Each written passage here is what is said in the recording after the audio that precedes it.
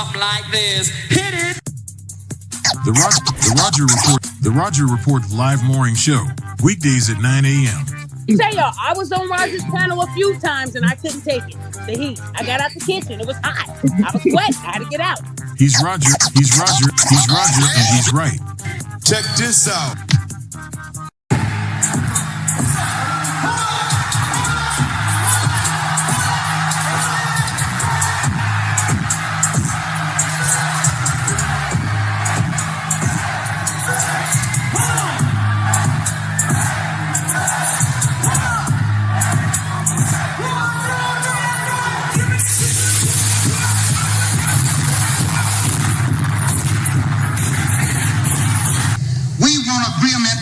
We can live or die. You choose. I have spoken to you a lot of times in hatred and anger, and you have not heard me. Well, you had better hear me today. If you won't listen to me when I make an appeal for the Negroes because you have no concern for the Negroes, listen to me when I make an appeal for America. You claim you love America. Well, we love America. But you are driving us back and you are making a Samson out of us, and we are going to pull down the pillars. And then you think we have no right to ask for something? Is it too much to ask you to grant us human dignity? Should we be put down and shot to death for this request? If so, you can aim your guns. What the hell do you think we care about dying if you're going to deny us the right to live?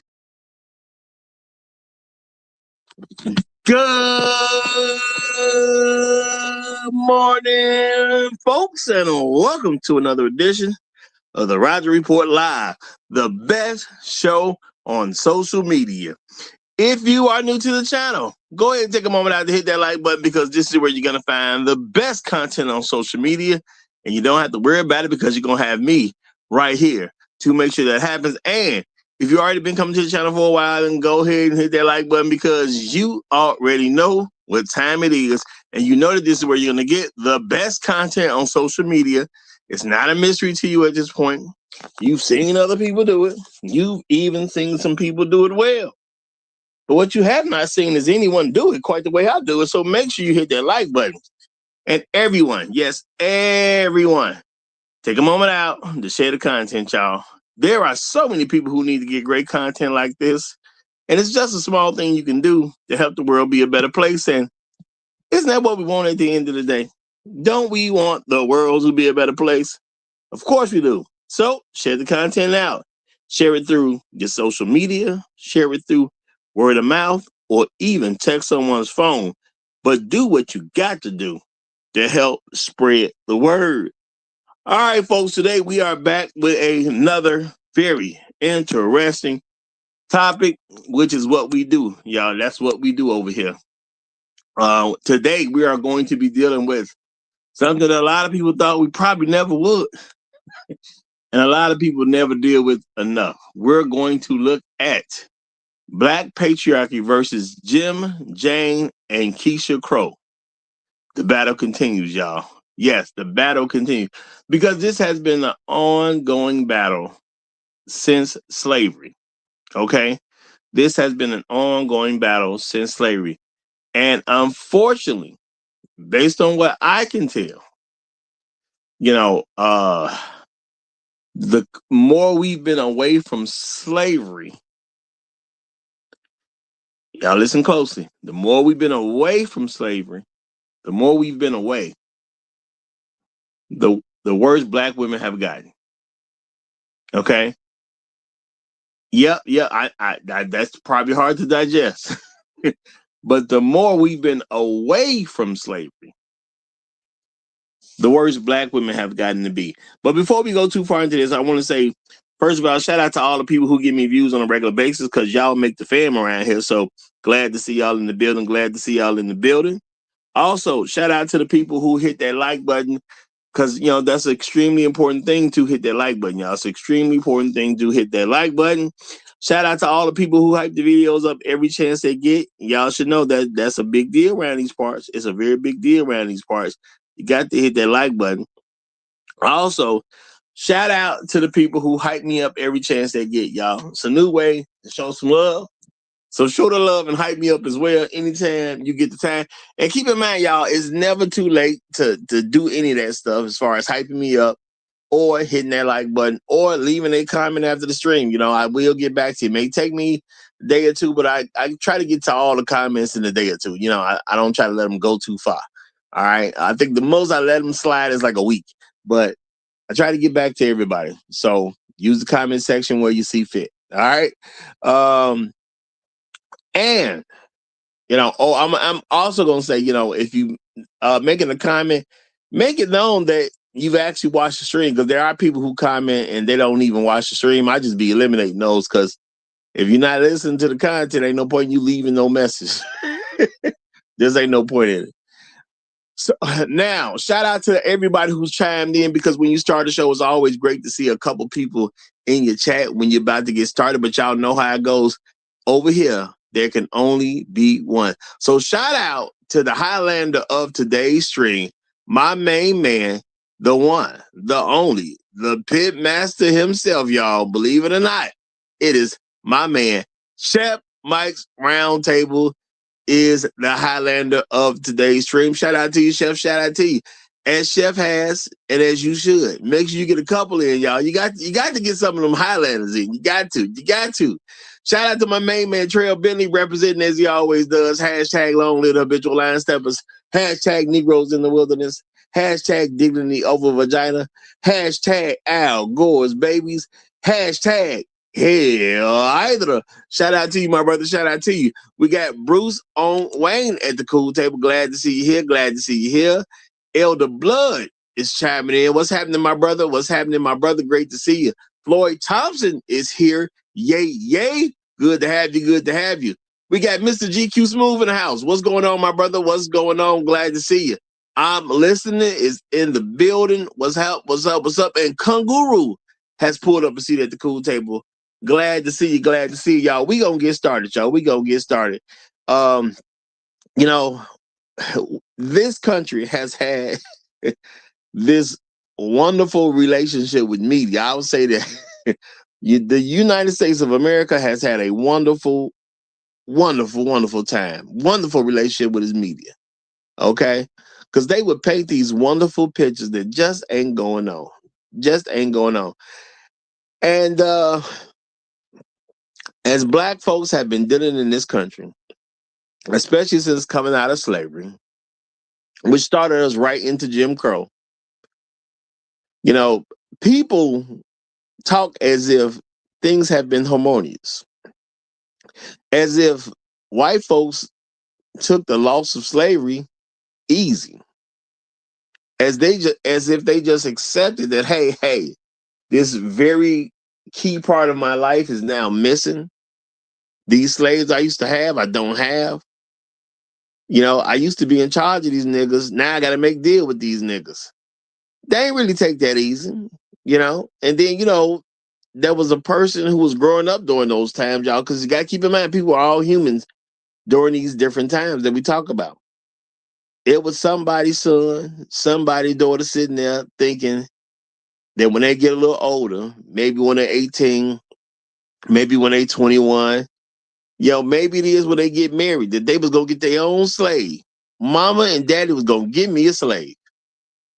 Ain't that wonderful? Mama and daddy would give me a slave. Man, if once I get married, you know, part of my wedding gifts is gonna be a slave. And a lot of that got ripped away from white folks, y'all. A lot of that got ripped away from white folks. Now, I'm gonna say, you know, there's always been some good white people, you know. Can't act like none of them exist. But white people as a collective have been a terrible people toward Black folks. You know, they'll even smile in your face while trying to wedge themselves between the two of you. Yep, they will even smile in your face while trying to wedge themselves between the two of you. And a lot of folks, they forget that the white woman be just as down as the white man. You know, white man do something, people start blaming him. White man can't operate the way he do without the white woman's compliance. She got to give him the white babies. Okay, where's she gonna get the white babies from? She gives him the white babies so he can get down and do the stuff that he do. Now, I'm not gonna say it ain't in today's time. There aren't some white women who don't appreciate what white men have done for them, but hey, that's on them. Who cares? That's on them. So when you think about black men, and this is something black men really got to accept, the true black community is just black men who are respectable, productive, and functional, that believe in black men's leadership, our wives, and the children that live in our homes. And black men need to take that seriously so we can, navigate and get better wives. Because a lot of us, we have been in a situation where we've been fighting three parties, but we only believe we fighting one. A lot of people say, well, you ain't got to worry about the white woman because it's a woman. A woman ain't no threat. And a lot of people do believe that women are not threats. Now, I don't believe it because it ain't real, because I've seen a lot of women do a lot of things to make sure that a certain man gets his way, to make sure that they get their own way, to help set some man up to do something where she gets a benefit from it. I've said before, that's how women deal with the world. They manipulate things so they can get what they want, but a lot of times they're going to do it through other people. And those other people, they prefer to be men, even though they will try to manipulate their own fellow females, okay? They'll do it. They'll try to run the game on their sister, their cousin, the auntie, whoever, their mamas. They'll do it to each other. But they try to get things done through men. So this is the thing, y'all. A lot of people will say, well, what's going on with the black community? Do we have a culture and things like that? And we've always had, but we do have to recognize that there have been people trying to interrupt black culture since slavery came to an end. Now, a culture is things that people do, okay? It's what a body of people do, the things you produce. It's your culture. And I'm going to say black men have a very much separate culture than black women. Yeah, we may have lived in the same homes. Okay, we may have eaten the same food. But black men's culture has been steadily separating more and more from black women's culture because we got two different goals. Black men, once slavery was over, they wanted to have their own. Now, I'm not going to say it wasn't no black women who were down. I do believe some black women were down. Now, I think if you go through history, because you'll never really get a real number because there's not enough documentation for you to get a real number, I will give black women the credit of 50-50. 50% of them may have been down with us. 50% of them wasn't with us at all. I just think for a long period of time, we as black men have never recognized that other 50% that has not been down with us. Because they like the idea of that white man and that white woman being above a black man. And we got to remember, y'all, they don't see us as the same people. So when did that start? That black women did not see us as the same people. See, that part I can't actually tell you. I don't know. I've just noticed it's been going on. I started paying attention to these speech patterns and things like that. I started paying attention to these words people are using. So I really don't know how long black women have already decided that collectively they ain't rocking with us. All right. And as black men, a lot of us, we believe that we can do one of the dumbest things I've ever heard of. You believe that you can work hard enough that a woman's going to see you different. Okay? There's a lot of y'all that believe if you work hard enough, a woman will see you different. Women see you for the you that they meet when they meet you. It's hard enough to get your own mama to stop seeing you as a baby.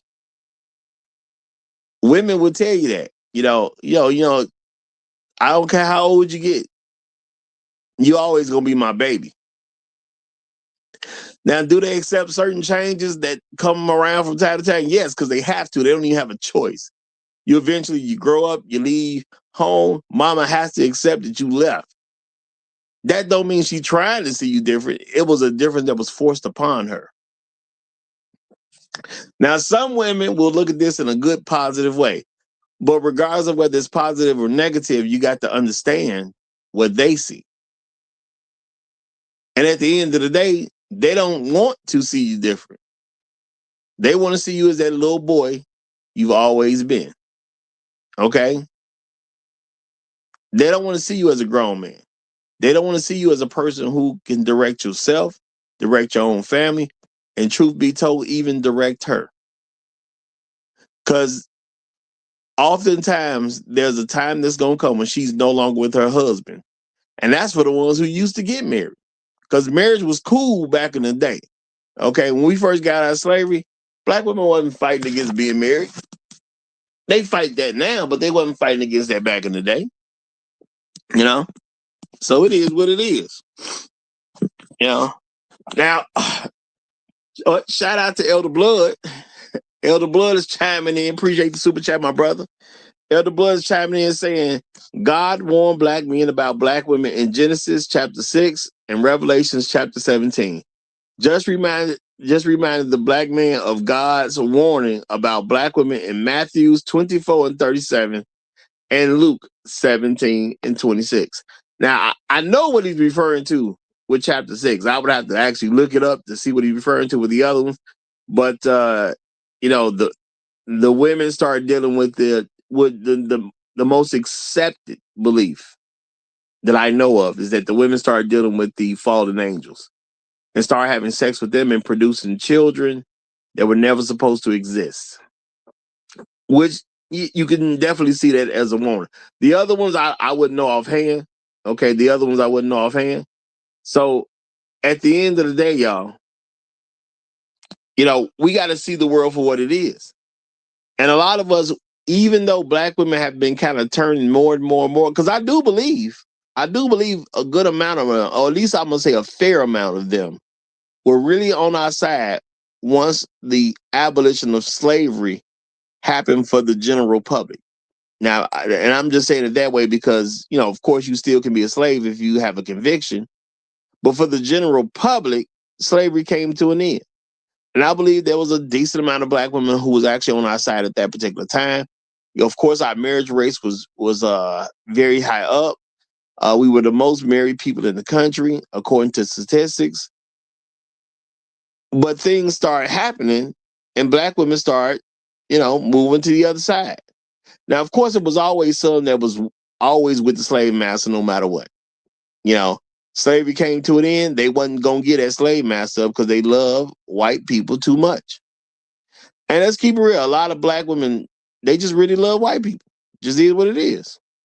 And they try to get black men to love white people far more than we need to. I'm not telling y'all not to love your neighbor. Okay, but they try to get us to love white people far more than we need to because they want you to love them to the point that you surely accept them and all their leadership in every way without challenging them because that's what black women do. They don't like it when you challenge a white man because they truly deal in feelings and they feel like you're attacking their leader. Now, some people gonna say, well, black women say all the time, y'all need to conquer these people and blah, blah, blah. She don't mean that. She's just trying to get a nigga killed. So you're a nigga to her. The same way white folks have looked at you and said nigga, but they gave the ER version. Okay? When they call you a nigger, that's what black women, that's how they see you. And if you would get yourself in a bad situation, they love it. Think about the fact that black women love a compromised man. As long as you get in trouble with the quote unquote white man, because that's how she see the system, black women see the system as, and I'm not saying black men don't, because that's how we've been taught generally. Most of us have been taught the system is what white men do. So black women want you in trouble with the white man. That's why there's so many black women who are going to encourage black men to do things that are against the law. Now, if you're compliant when you should be compliant, she got a problem with you. Think about that. Now, if you're not compliant when you should be compliant, then she'll blame you for acting crazy.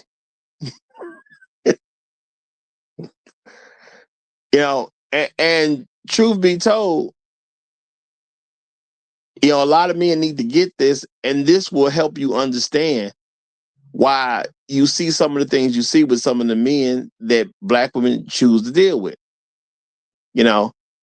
Pookie is just some guy who's not 65 years old. He has no job and he has no legitimate income that's able to sustain him. He ain't getting no residual checks from somewhere. No, Pookie just a broke dude with no ambition. That's how we use it over here at the Roger Report Live. Pookie was made popular due to a Chris Rock character from New Jack City. Pookie a dude that won't get it together. All right. Now, if y'all mean something else, it's not allowed at this channel. Y'all got to take that somewhere else. Okay. But Pookie is just a guy who won't go to work. He don't got no money and he ain't got no income coming in that justifies him not going to work. But if you want to see why black women deal with those type of things, and they've convinced a lot of y'all it's something else. A lot of times they've convinced y'all it got something to do with his height. They convinced y'all it got something to do with his muscle. They convinced y'all it got something to do with him being a gangster. She don't care how he gets compromised. She just won't compromise. That's why black women would tell you they like a certain kind of man. But if they have an opportunity to deal with a married man, he don't have to be nothing like the man she says she want to deal with. Why? Because she sees him as a compromised man. To her, that's a nigga. I'm gonna make this nigga my nigga. She don't care how you got compromised. She's always willing to help you become compromised. And that's just the way it goes. A lot of men who be doing dirty stuff, they get nervous when their girlfriend is in the car. Now, why do they do that? Because they know they can't control her. You might got something under the seat. You might got something in the trunk. But the thing is, can you keep her from saying something about how dirty you are? You're worried about is she gonna sell you out or not? And black women, they will use anything they can to help themselves. Now, there's been men known for giving a woman some narcotics, okay? And they'll say, put this up your Yahoo. I'm gonna say it like that, y'all. Put this up your Yahoo. And some women have done it. Now, why does she do it? Because she likes the Pookie lifestyle. If he can give her stuff and it's enough for her, she cool with trying to protect him. She just don't want him to ever be in a position where he can truly be her head. A lot of black men ain't figured it out yet. A lot of black women got a problem with black men who have money because she don't know how to control, in her mind, a nigga with money. Now, if your money is illegal, she know how to control you because she always has the threat of the system coming to get you. And you thought it was something else. You thought it because he was in the gym. You thought it because he was tall. But then when you look at the different guys, it don't make no difference what size they actually are. It doesn't make a difference how big they are or how tall they are. The same thing goes. It's just, can she control this nigga? And a lot of black men have been trying to be together and have not recognized that the black women is on the other side of them white folks. Hence the picture that you see on the screen. It's a visualization of how a lot of black men and black women's relationship are. Your relationship, you can be as close as you can as long as the white people in between. You can be as close as you can as long as white people are in between. Now, shout out to Inspired Truth Broadcast. He says, I'm so glad some of these women have finally said they're not pro-black, but pro-black women. Now we can deal with the reality, not the gaslight. Shout out to you, Inspired Truth. And see, that's a really, really good point. That's a really good point. Black women will admit things if you back them into a corner. Okay, that happens. Okay? If you back them into the corner, they'll tell you the truth. All right? And the thing is, we don't like you niggas. That's what they be saying. Now, do black men hear them? That's totally different than what they're saying. Okay? We don't like you niggas. We ain't trying to listen to you niggas. The only people that can tell us what to do is white folks. Preferably that white man. Because even though black women would even try to front that they hate white women, that hate only goes so far because they love and protect white women because they produce white men. Which is another hard thing for some black men to deal with. The reality that black women love white women. I don't care how much of a fuss they put up. Because that white woman can give them a white man. And when it comes down to it, you as a black man, you don't feel so good to them because you can't give them a white man. See, this is the thing, y'all. You know, you look at a Michelle Obama, you would think that because of who she is and what she was able to accomplish in her lifetime, and you know, she went to Yale and all that type of stuff. She's an Ivy Leaguer. You would think there would be a certain level of prestige. She would treat her husband a certain way. And then when you look at the fact that her husband happens to be a former president of the United States, you think any woman who was with a former president of the United States is going to treat her man publicly a certain way. So now you got this whole thing where not only is her husband a former president of the United States, she's an Ivy Leaguer herself. And then, you know, black women like being in high status situations, which she happens to be in a high status situation. And you would think that would be enough. Okay? You would think that would be enough. Y'all shout out to G Pitt. See, I told you it's hard for some people. He said, you sound effing crazy, right? No, I don't. I sound perfectly sane. Because Michelle Obama has been a person from the Ivy League. Her husband happened to be a former president of the United States. Them two things alone, not together, but alone, you expect a certain kind of behavior or how she's going to act about her husband in public. Either one of those things. So you think of an Ivy Leaguer, you're not going to think she's going to mistreat her husband in public. You think of a first lady, you're not going to think she's going to mistreat her husband in public. You ain't got to put them two things together. Now, Michelle Obama happens to fit those two things, but you ain't got to put them two things together. Okay? But this ain't just about Michelle. This is about the general attitude of black women overall who like white people wedged in between us. See, if you grew up and you ever remember your mama calling the police on your daddy, okay, let's be realistic about this. If you ever remember your mama calling the police on your daddy, or maybe you didn't see it, if you grew up and you found out that there was a time that your mama called the police on your daddy, you got to ask yourself, why she called the police? That's my daddy. What did my daddy do to my mama to justify her calling the police? You know, just is what it is. And a lot of y'all can't come up with a reason to justify why your mama called the police on your daddy.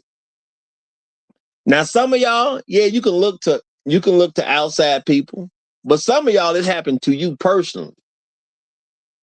Okay, you can't explain why your mama called the police on your daddy. You was right there. Your daddy didn't do nothing, and all of a sudden, your daddy had to leave, or the police was coming to get him.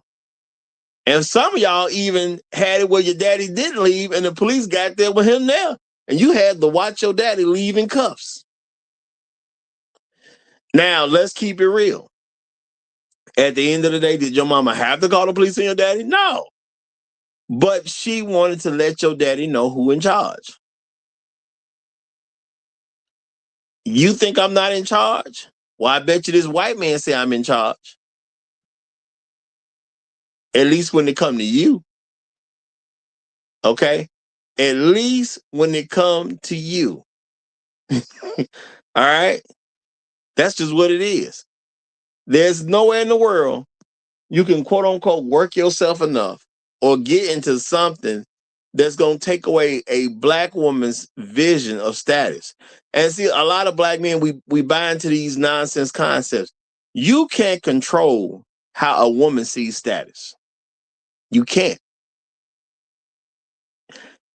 That's an idea that's in her head, and she controls it how she wants to. Now,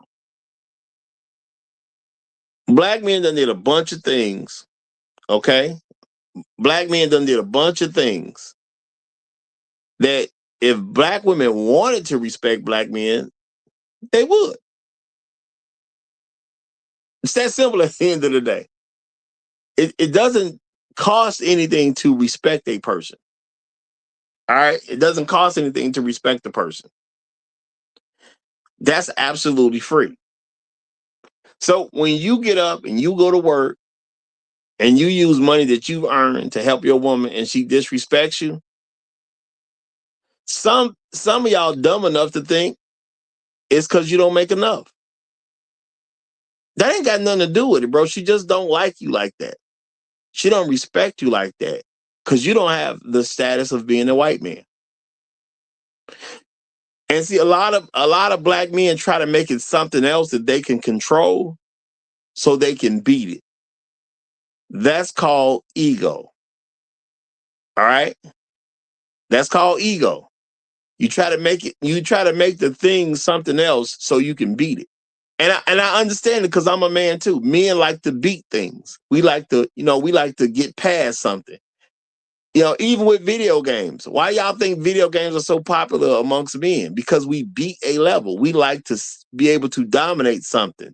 It's natural. So when you see a woman who won't act right in your eyes, you try to make sure that there's a problem that is beatable.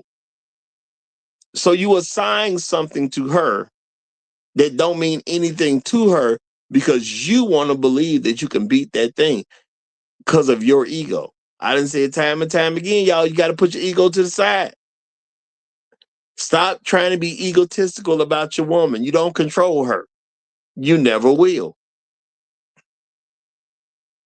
Okay? A lot of men buy into this dumb concept that if you act a certain way, you can get a woman to be submissive. You can't get no woman to be submissive. She does that because that's her personality. That's how the real world works. Her personality is her personality. You either pick one that is that way or you're not going to get one. It's that simple at the end of the day. As a man, you cannot make a woman submissive unless you're truly ready to harm her physically on a regular basis. Because you can't just harm her one time and then she's just going to be submissive. There has been plenty of women that have been in abusive relationships for years. And they still end up leaving because that submission was temporary. Why? Because the man wasn't willing to do what he needed to do to get true submission out of her. And for some women, you got to about kill them to get true submission out of them. You got to about kill them.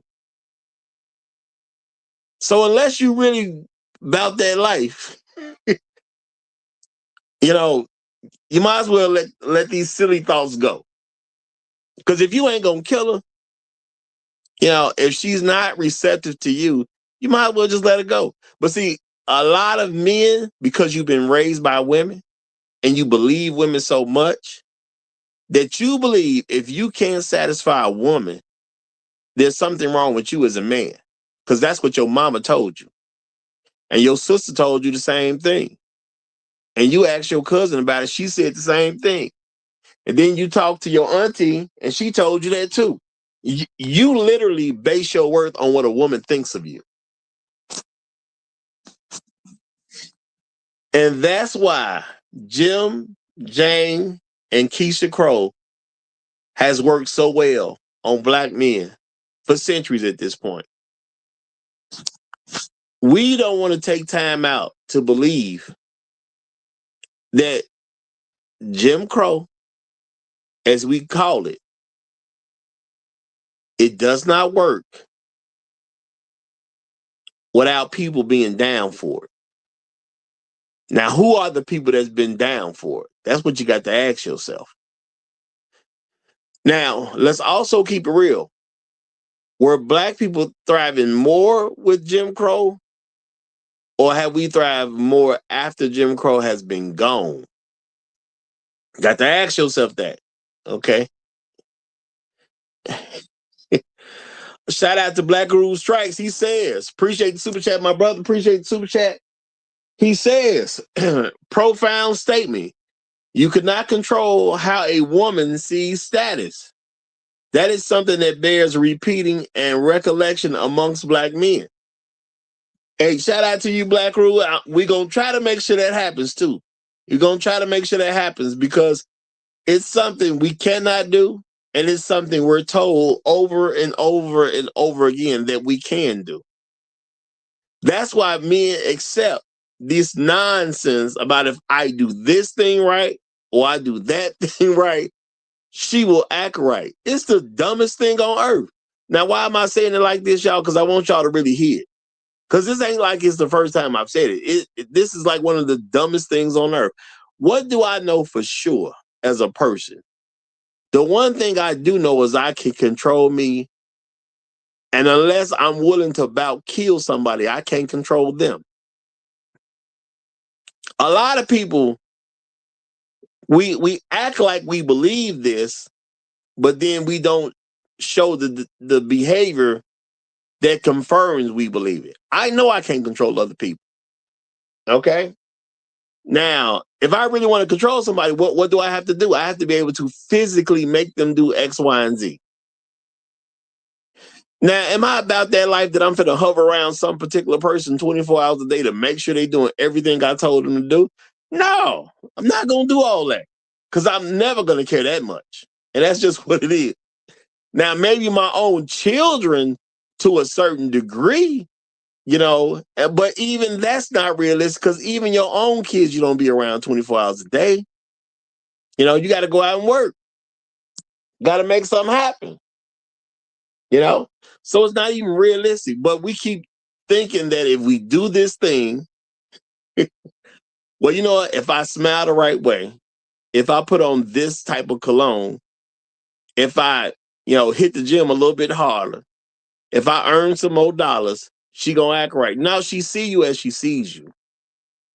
And a lot of men haven't figured out yet that she sees you as she's seen you the day she met you.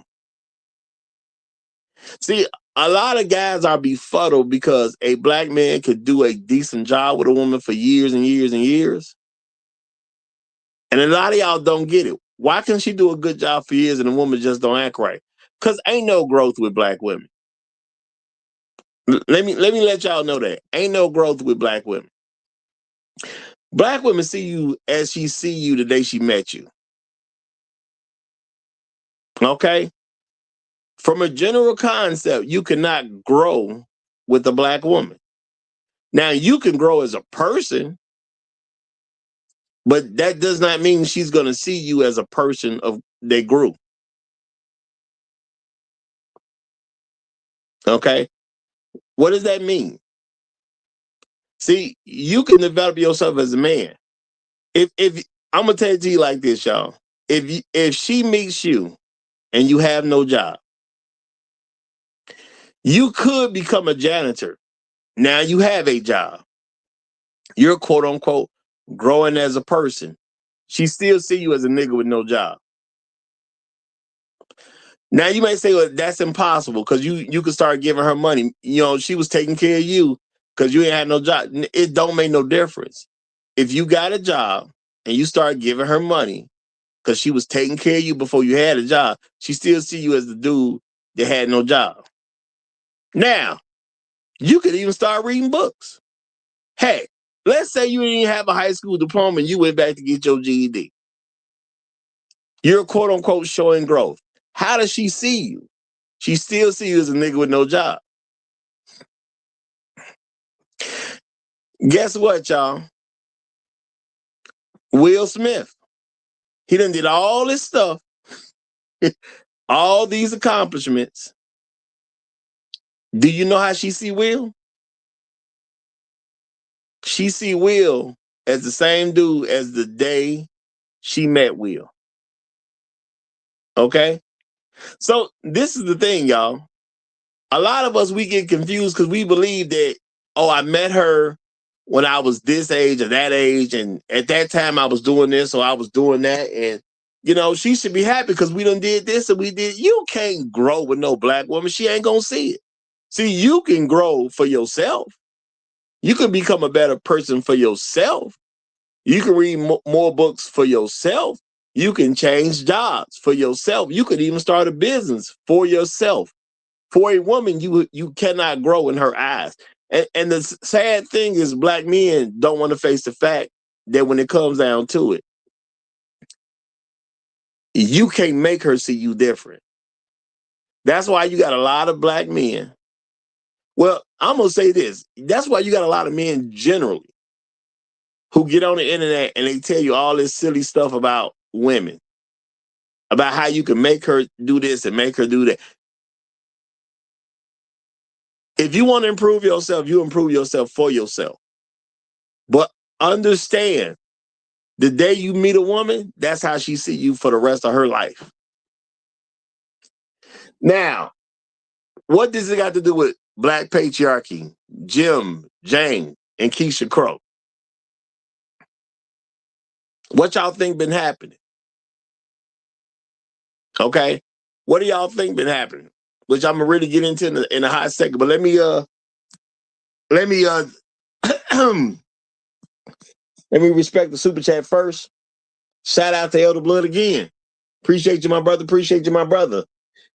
He says, Roger, do people realize that white women learn feminism and matriarchy from the black women?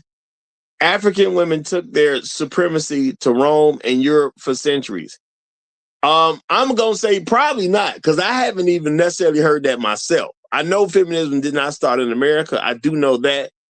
I'm not 100% sure of its actual origins. So I don't believe people know that right off hand. I'm definitely not gonna say that. But you hear a lot of folks referring back to some matriarchy in Africa.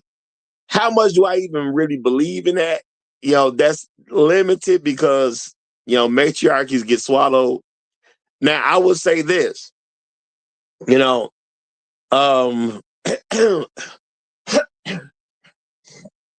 as a man, if you accept being in a matriarchy, that's on you at the end of the day. That's on you. Okay, if you just gonna comply, that's your business. I've never believed that a man's supposed to be in a matriarchal situation. You know, that doesn't make sense to me because of my background. It may make sense to some of y'all, but to me, it's never made sense. It doesn't seem to make sense when you apply it in reality either. And anything that I apply into reality, if it doesn't jive well, I just think it's not a good thing to do. And that's just real talk. I don't think it's a good thing to do. You know, but you could 100% be right. I just don't think that's something that's well known. You know, I don't think that's something that's well known. Now, I do know feminism did not come from the United States. Okay. And I also recognize that at this particular point, feminism ain't even about equality. Feminism is about female superiority because women in America are still, quote unquote, fighting for equality, and they literally have more rights than men right now. How are you fighting for equality when you already have an advantage on men? So feminism ain't about equality at all. It's just up to people to see that. But now, getting back to Jim Jane and Keisha Crow. Let's think about this, y'all. Black men, now let's be realistic. There was some black men who were already free before the Civil War came to an end. Okay? There was already some free black people. All right? Black people married at high rates. That was very normal for us. But when it come down to it, the black men who came out of slavery, who needed to get things established, they made bad deals with former slave masters just to make sure that their wives and their children were taken care of. Now, this should be a very respected thing. Okay? And I'm not going to say that some of the women back then didn't respect it. I'm not going to say that some of them didn't respect it. Yes, some of them did. Some of them didn't. That's why I'm going to say I'm going to give them like 50-50 credit. I understand that there, even back then, it was black women who were still having sex with white men voluntarily because that's just what they wanted to do. And they even had children by white men. And, you know, Black Guru said that's where the redheaded stepchild came from, if I remember him correctly about what he said. That's kind of where that thing about the redheaded stepchild came from. Black women were still having sex with white men even though slavery came to an end. You know, it's an unfortunate part of history, but it is history. All right, so some women, they sided with black men, but some women sided against black men. And they were going to stay with white folks no matter what white folks did. It just is what it is. All right. So now, there's been a lot of cities in America that have been destroyed that black men put together. How many cities? Honestly, it's hard to tell because it was so many of them. All right. Now, this is not common teaching. I remember watching a video clip of Tom Hanks, y'all, the actor, Tom Hanks. Tom Hanks had discovered some information about Tulsa, Oklahoma. Tom Hanks said he grew up his whole life. He done became a movie star and everything. I forget how old he said he was, but I think he might have been in his 60s when he said he found out about Tulsa, Oklahoma. Now, let's be realistic. Okay, now Tom trying to figure out why he never heard about this particular story. And my thing is, Tulsa, Oklahoma is the most famous of the cities that were destroyed by white people because black men were doing their own thing and they were building their own communities. It's just the most famous. Okay, but there were hundreds of cities that were destroyed by white folks that black men put together. So I'm gonna say, in order for black men to get together and put those towns together, we have to accept that there was a legitimate portion of black women that actually rock with us.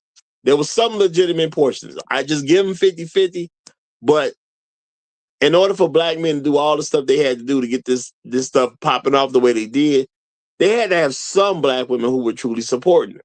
So I don't think black women as a collective hated black men back in the day. It just seems like the further we got away from slavery, the more separate they have become. Now, 1964 has been a big deal because that's when they had the whole civil rights thing happen. You know, we had the signing of the Civil Rights Act.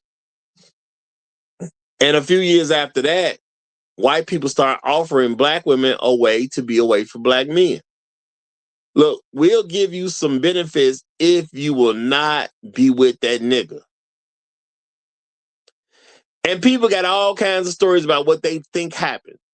Okay, well, we think some men left voluntarily.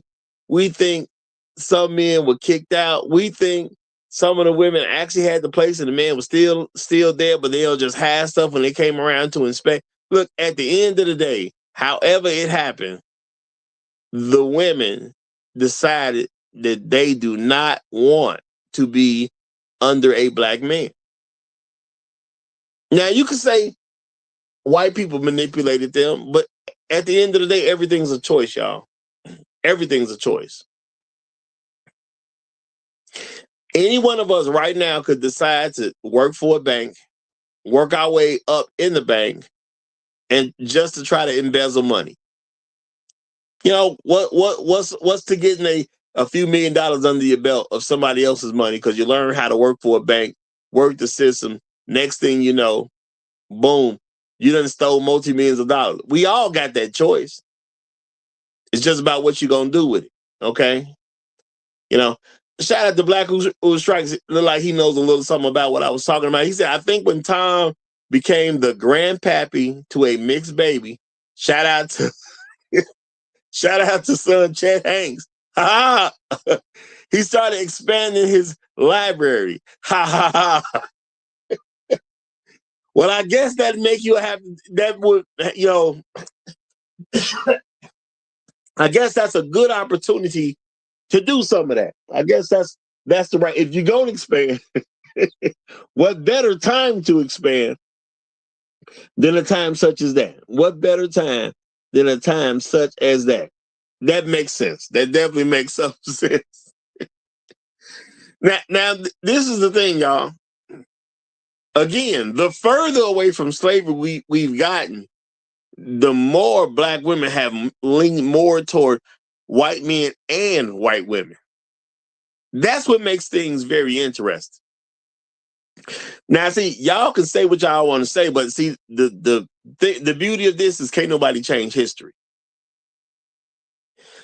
I pointed out to y'all time and time again, even right now, if you listen to black women, especially ones in politics, listen to a black woman involved in politics. They don't even talk about men because that's not who they're there for. They are there to service black women and white people. That's why they're in politics, to service black women and white people. See, black women know they need white people for their own dreams. And even though a lot of black men, we have accepted that our manhood is attached to what we can do with some woman, you're not a part of black women's dream. It just is what it is. Okay? You're not a part of black women's dream. Now, you can be part of a black woman's dream. You can always find a guy with no legs out here. Let's keep that real. You can always find a guy with no legs. Now, you're going to be the first to him. That's different. Are you going to be the first to find them? So you can find a black woman who is truly trying to rock with black men. All right?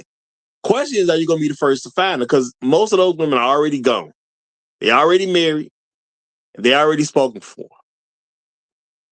Okay? It is what it is. All right? Now, why is that important? Because a lot of black men are told, just like I was told, you know, you need to build with the black woman. You're not a part of black women's dream. Black women have a dream I'm talking about a dream, y'all. Okay? Now, you got to understand, a dream does not even require logic. You got to understand that. A dream doesn't even require logic. You can do pretty much whatever you want in your dreams.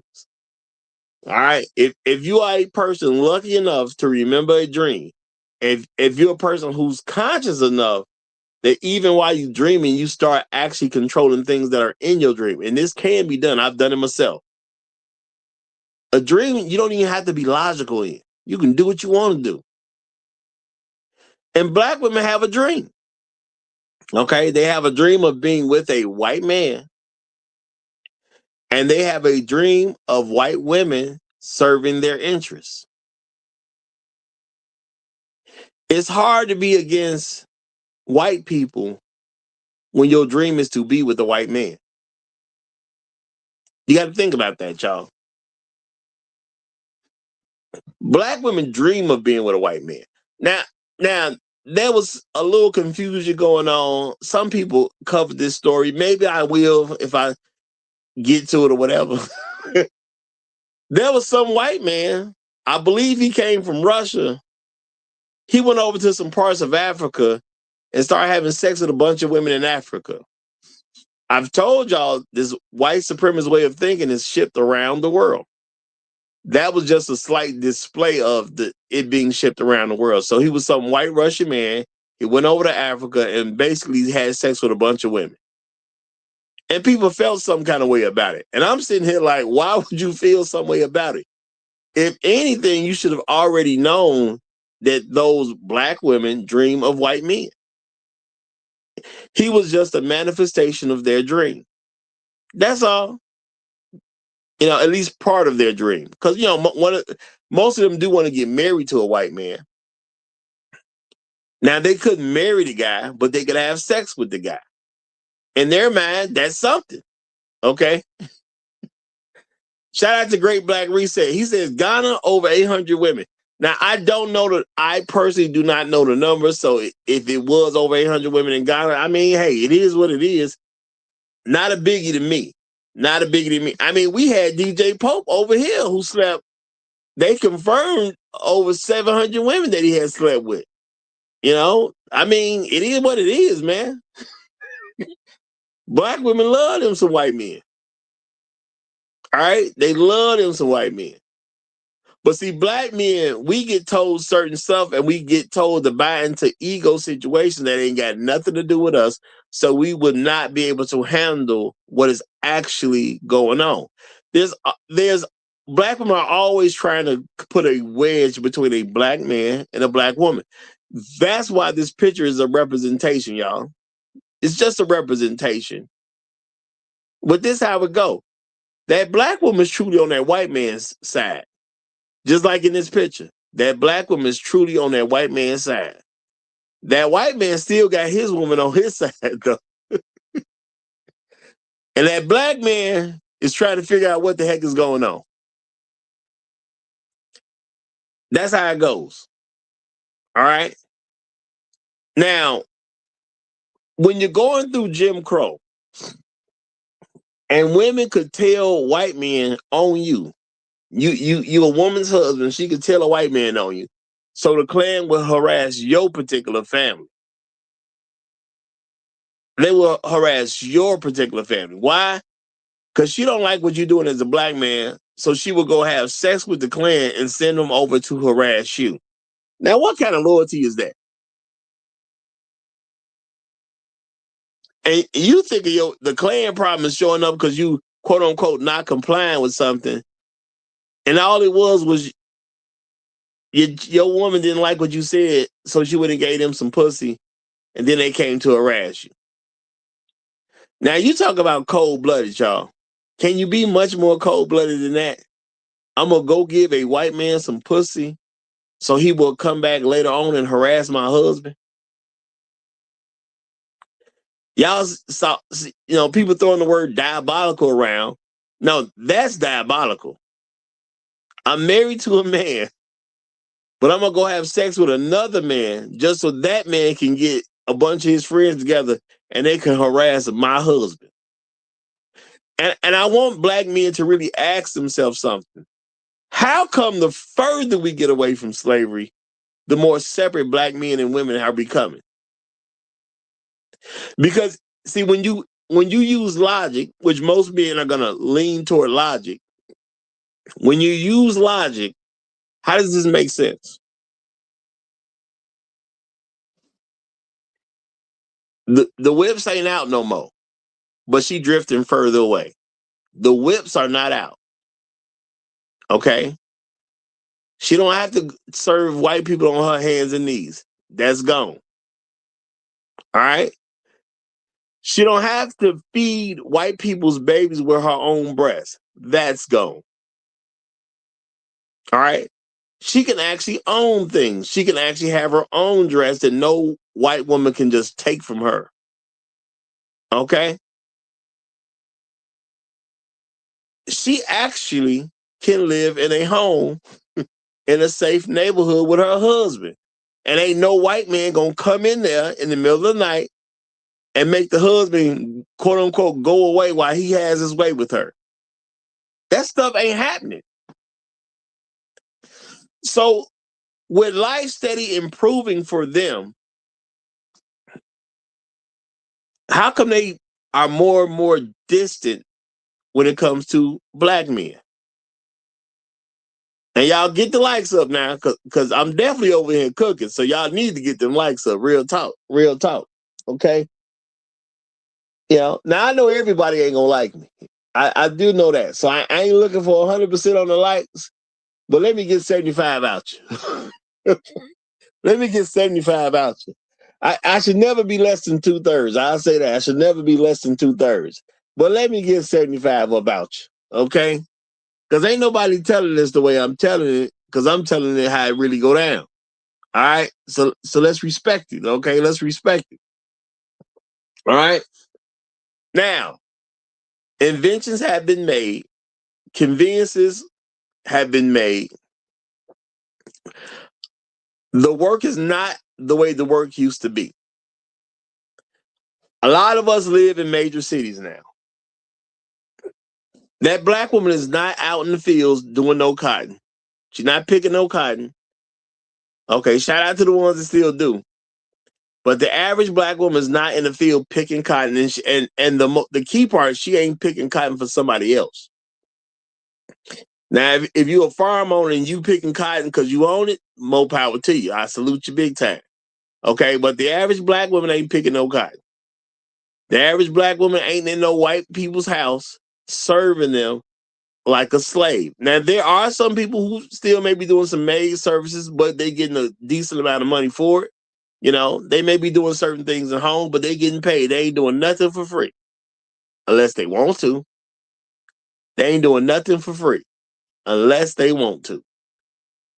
So seeing that the condition of black women have been so much better over time, because, that break of slavery happened in 1865, y'all. 1865. That means 1965, they were 100 years away from it.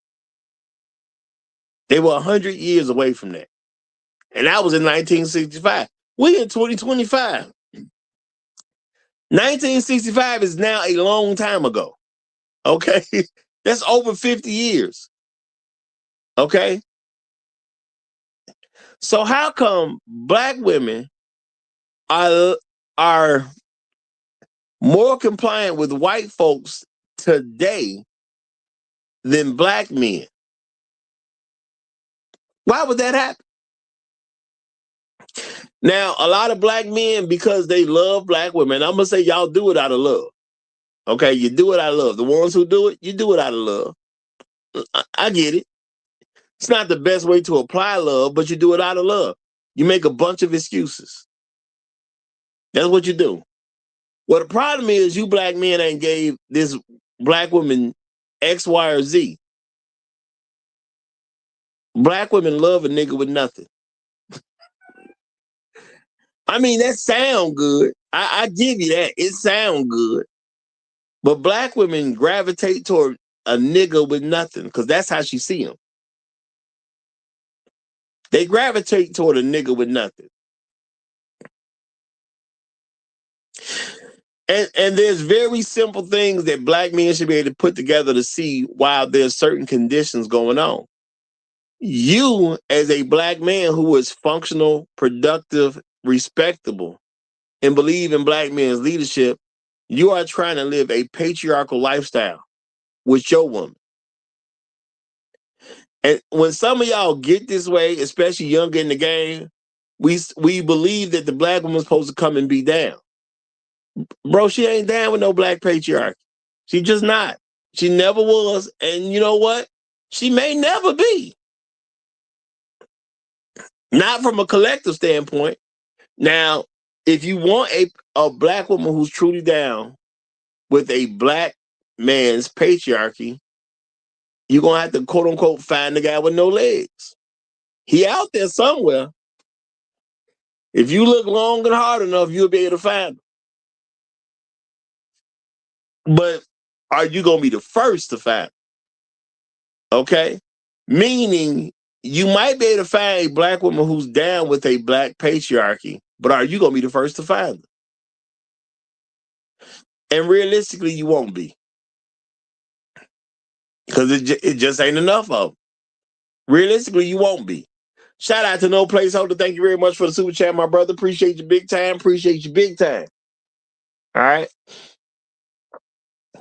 Now, a lot of black men will start to beat themselves up because they can't find a woman that's actually good enough. And a lot of y'all, I am saying you beat yourselves up about it because you're actually looking at things the wrong way. A black woman is supposed to be trying to impress you so you will take care of her. A lot of y'all think you're supposed to impress a black woman so you can have permission to take care of her. Y'all didn't get that lesson about you got to pay the cost to be the boss. Why would I pay attention to some woman trying to tell me what it's going to cost me to take care of her? Are you talking about taking care of me? Oh, you not? Then you can shut up talking about money. It's that simple for me. Unless you try to tell me how you going to pay me, you can pretty much shut up talking about money. So what women on the internet have learned is that because black men egos are where they are, they have learned if I tell a nigga a number, the nigga will struggle to get the number so he can give stuff to me. That's what has happened. And a lot of y'all like that idea because you're logical men and you want to quote unquote dominate. Why? Why you want to dominate a woman that don't even respect you? You know, I get it though. We were trained that way. Most of us were raised by women, or we had a ridiculous amount of female influence. Some of us, we were raised by women so much that we literally start acting like a woman and can't even see it. That's just the way it works. You know? Now, I'm not faulting anyone in particular, but what I am going to say is when you're over 18, okay, and you have graduated high school, you are now in position to live life the way you see fit. If you don't maneuver your life in the way you see fit, I have to say that is your own fault at that point. That's your own fault. It is what it is. So I know you looked a little bit at Jim, okay? Yeah, you seen Jim Crow. Some of y'all may have caught on that Jane Crow might even exist. And even though I've said publicly, I hate the way y'all be calling black women Keishas, but I felt I needed to use something in the title to get people's attention and something that y'all would understand. But a lot of y'all ain't never really looked at Keisha Crow. She been with them, and she been rocking with them for a good long time. And at the end of the day, you quote unquote being a man of some status, you don't change how she sees you. And shout out to Michelle Obama, because unless Michelle Obama did it, a lot of y'all will still not believe black women do not see you the way you see yourself. Now, Obama done got rich. He's considered the first black man to be a president of the United States. And she still want to throw him out of windows. And she'll say it publicly. I'm just saying. So I don't know what you think you gonna do when he already rich, he already tall, he already got charisma, got a nice smile, dresses well, presents himself well in public, And he's literally been the president of the United States. I don't know what you think you're going to do that's going to beat that. But good luck. And I'm going to turn the floor over to Black Uru since he done came up. Black Uru, you have the floor, my brother. Thanks for having me, Roger. I hope you and the folks in the public chat are doing well. Yeah, but to her, he's still that nigga who picked her up on the date who had a hole in the bottom in the floor of his car. Exactly. That's who Barack is still there. He's still that guy who seemed a little corny, and I always remember that, and I think it's interesting and somewhat, I guess, apropos. But it was her brother who essentially validated him to Michelle. And I guess it may be, be a pickup basketball. I guess they figured, well, since he had a decent jump shot, he must have had some kind of black swag to him. It's very interesting. The things that black men must do to very often have to do to validate themselves to black women, being, the editor of the Harvard Law Review, I guess wasn't enough, having both Columbia undergraduate degree, Harvard Law degree, I guess wasn't enough, but having a nice jump shot and a little bit swag in his hoop game, I guess that was what was necessary to validate him to Michelle. This photo here, this thumbnail, very kind of apropos. Where you got the white woman next to the black man, and white man next to the white woman. White people doing sort of divide and conquer game while they standing next to each other. And everybody smiles. It's a very apropos. It's very apropos picture there, and she's kind of leaning into Bush there a little bit, which apparently they had a kind, or have, I guess, a fairly chummy relationship, passing candy and kisses to each other in public.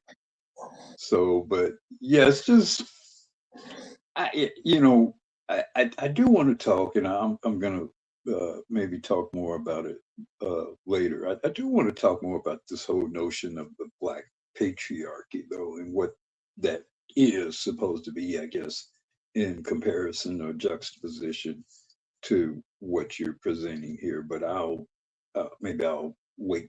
Well, I guess there was someone else on the panel but dipped out. But I'll wait to talk to that. Yeah. I'll wait until compassionate. Maybe talk about that. All right, Compassion Cats, you got something to say, my brother?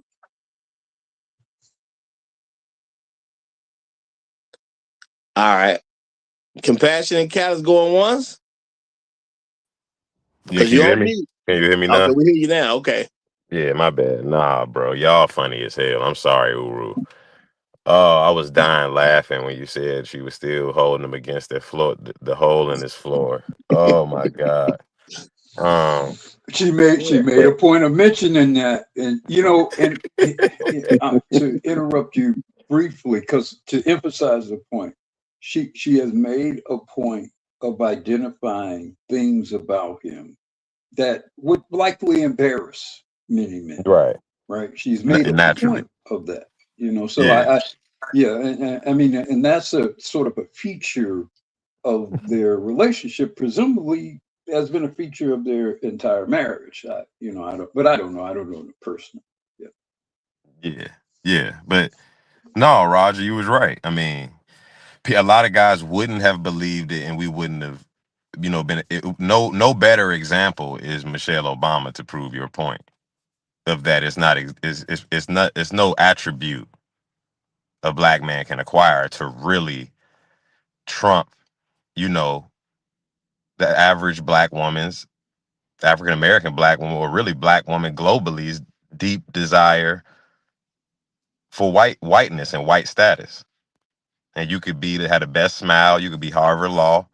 You could have the suits. You could do everything, everything niggas had ever thought of. Barack has pretty much tried to embody. Tall, can hoop. You know what I'm saying? Like you can't. And Michelle has a deep, open contempt for this nigga. And so, I mean, if without that, you wouldn't really been able to make your point as prudent as it is without that. And like you said, thank God for Michelle Obama being as transparent as she is, I guess. Real talk. Matter of fact, shout out to Joe's. He said Keisha is white supremacy's teacher's pet. And you know what? That ain't gonna change no time soon. So you definitely hitting it on the head with that one. And I gotta say, my bad. Shout out to Joe's because he's actually our sponsor of today's stream, and I ain't even put it up. My bad. You the sponsor of today's stream, so shout out to the sponsor of today's stream for his super chat, which I'm definitely gonna agree with. She definitely the teacher's pet, and that's just real talk. We got usual business up here, and we got Bronk up here. So I guess usual business. Go ahead and get in. All right. Hello. Can y'all hear me? Yes, sir. Well, I'm not gonna say this is black women as a whole. I'm definitely gonna say, but this is definitely American black women as holistically. This is specifically their trait. Now, I'll say most. I've seen white. Let me say it like this. I've seen many women embrace white supremacy in different ways, but how the Black American quote unquote women embraces white supremacy is on holistically on a whole different level. I wouldn't even be calling these women like how you would call it. You can't even call them your women at this point because realistically, the whole cultural framework is white supremacy. So, like, as I really like to call them, I do call them the anti-life equation because everything about them is quote unquote anti-life. The way that they act, the way that they operate, the way that they think, who they choose as mates. They have truly embodied white supremacy and holistically, right? And if you are still trying to actually be with these women, you are tying yourself to an anchor. Falling from, let's say, space, going 1,000,000 miles per hour, going into the ocean. So it's your choice. If you're trying to tie yourself to these women, then you will die that fate. But like I said, do not choose the anti-life equation. I'm going to stop right there. Thank you. All right. Now, I'm just saying, y'all, because it came up about black men and patriarchy, which is why I'm doing this particular show. How do you establish a patriarchy when you got another patriarchy going against you? And half the people that's supposed to be on your squad is actually working with those people. That's a very difficult thing to do. So if you want to talk about an equation, how do you solve that one? That's a heck of a riddle. How do you keep your patriarchy going while you're also combating somebody else's patriarchy? And then the people that's supposed to be a part of your patriarchy has already sold out to the other patriarchy that you're fighting against. That's a heck of a thing to do. You know what happens, Roger? You become a gynocracy. That's basically what ends up happening. The men eventually submit to that order and help prop up basically half your 50% of your population or your group betraying the group itself, and it becomes like a cat, the snake eating its tail type situation. Yeah, you become a dysfunctional gynocracy. That's what happens when you have that situation. Now, shout out to No Placeholder. He said all them brown people in Jamaica didn't come from white women. Well, you know what? Y'all better hold them there. That's all I can tell you. You better hold them there. And maybe y'all going to have to remove some of them white women. I don't know what y'all going to do with that. I don't know what y'all going to do with it, but I'm just going to say decisions got to be made. Decisions got to be made. But Brunk is here, so I'm going to go ahead and give him the floor. You say remove the white women. What does that mean? He said all them brown people in Jamaica didn't come from white women. He basically saying the black women in Jamaica was fucking with white men to get the the mix. Exactly. No, That's how you got. yeah, I know. I thought you said remove the white women. Maybe I misheard you. No. They do have a population of white women who go to Jamaica. I did say that too. I said that too. But realistically, they're gonna have to remove white people. Period. But to stop all that browning from going on. But the thing is, I can't give them no real answer because look where we at. I can't give a real answer. Yeah, honestly, yeah. We got to solve ours before I can tell him how to solve his. So I'm just playing with it a little bit. But I'm recognizing his point. I'm definitely recognizing his point. But Bronk is here, so go ahead, Bronk. You got it. Bronk, you Hey, on can you mute. hear me? Okay, there you go. You hear me okay? Yeah, we hear you. All right. Yeah, man, I just sat back and listened to you cook this morning, man. Cooking was smelling pretty good this morning, man. And look, I'm just curious on my end, a question I asked myself, just the situation that we dealt, with as black men in this country is, how the fuck did we get here? What was it? What event in history was it that essentially made a black woman just not only just stop fucking with us, but beyond that, just okay. Sorry, I'm picking up food. But beyond that, beyond them not just fucking with us, to go to the extent of joining our oppressors to make sure that we can't even uplift ourselves. Like, what the fuck happened to get us to that point? The problem that you quote unquote the problem that you having is that you don't understand that no woman is actually your woman. All women are actually your women if you can actually take them, bro. That's the real reality of it, bro. That means your woman, the woman next door, the Lebanese woman, the quote unquote the Egyptian woman, the South African woman, all these women are actually up for grabs. The reality is, do you have the power to quote unquote get them and then keep them, right? That's the true reality of the world. See what I'm saying? That's the red pill part of it, right? The blue pill part of it is, women are supposed to be good people and they always have a good personality and they always do good things. The reality of the world is, it's brutal. Any woman on here can be getting taken and put into your group if you have the force or the capability to get her. See, that's the reality. I don't even agree with that. That boy giving y'all that Genghis Khan game. Right. Yeah. That's why there are over 100 million direct lineal descendants of Genghis Khan alive right now. That's that Genghis Khan game. No. I mean, I'm telling him the truth though. Like, your woman, I'm gonna have my sons run through all your women. I'm gonna have my grandsons run through all your women. Yeah, that's that Genghis Khan program. No. Hold on.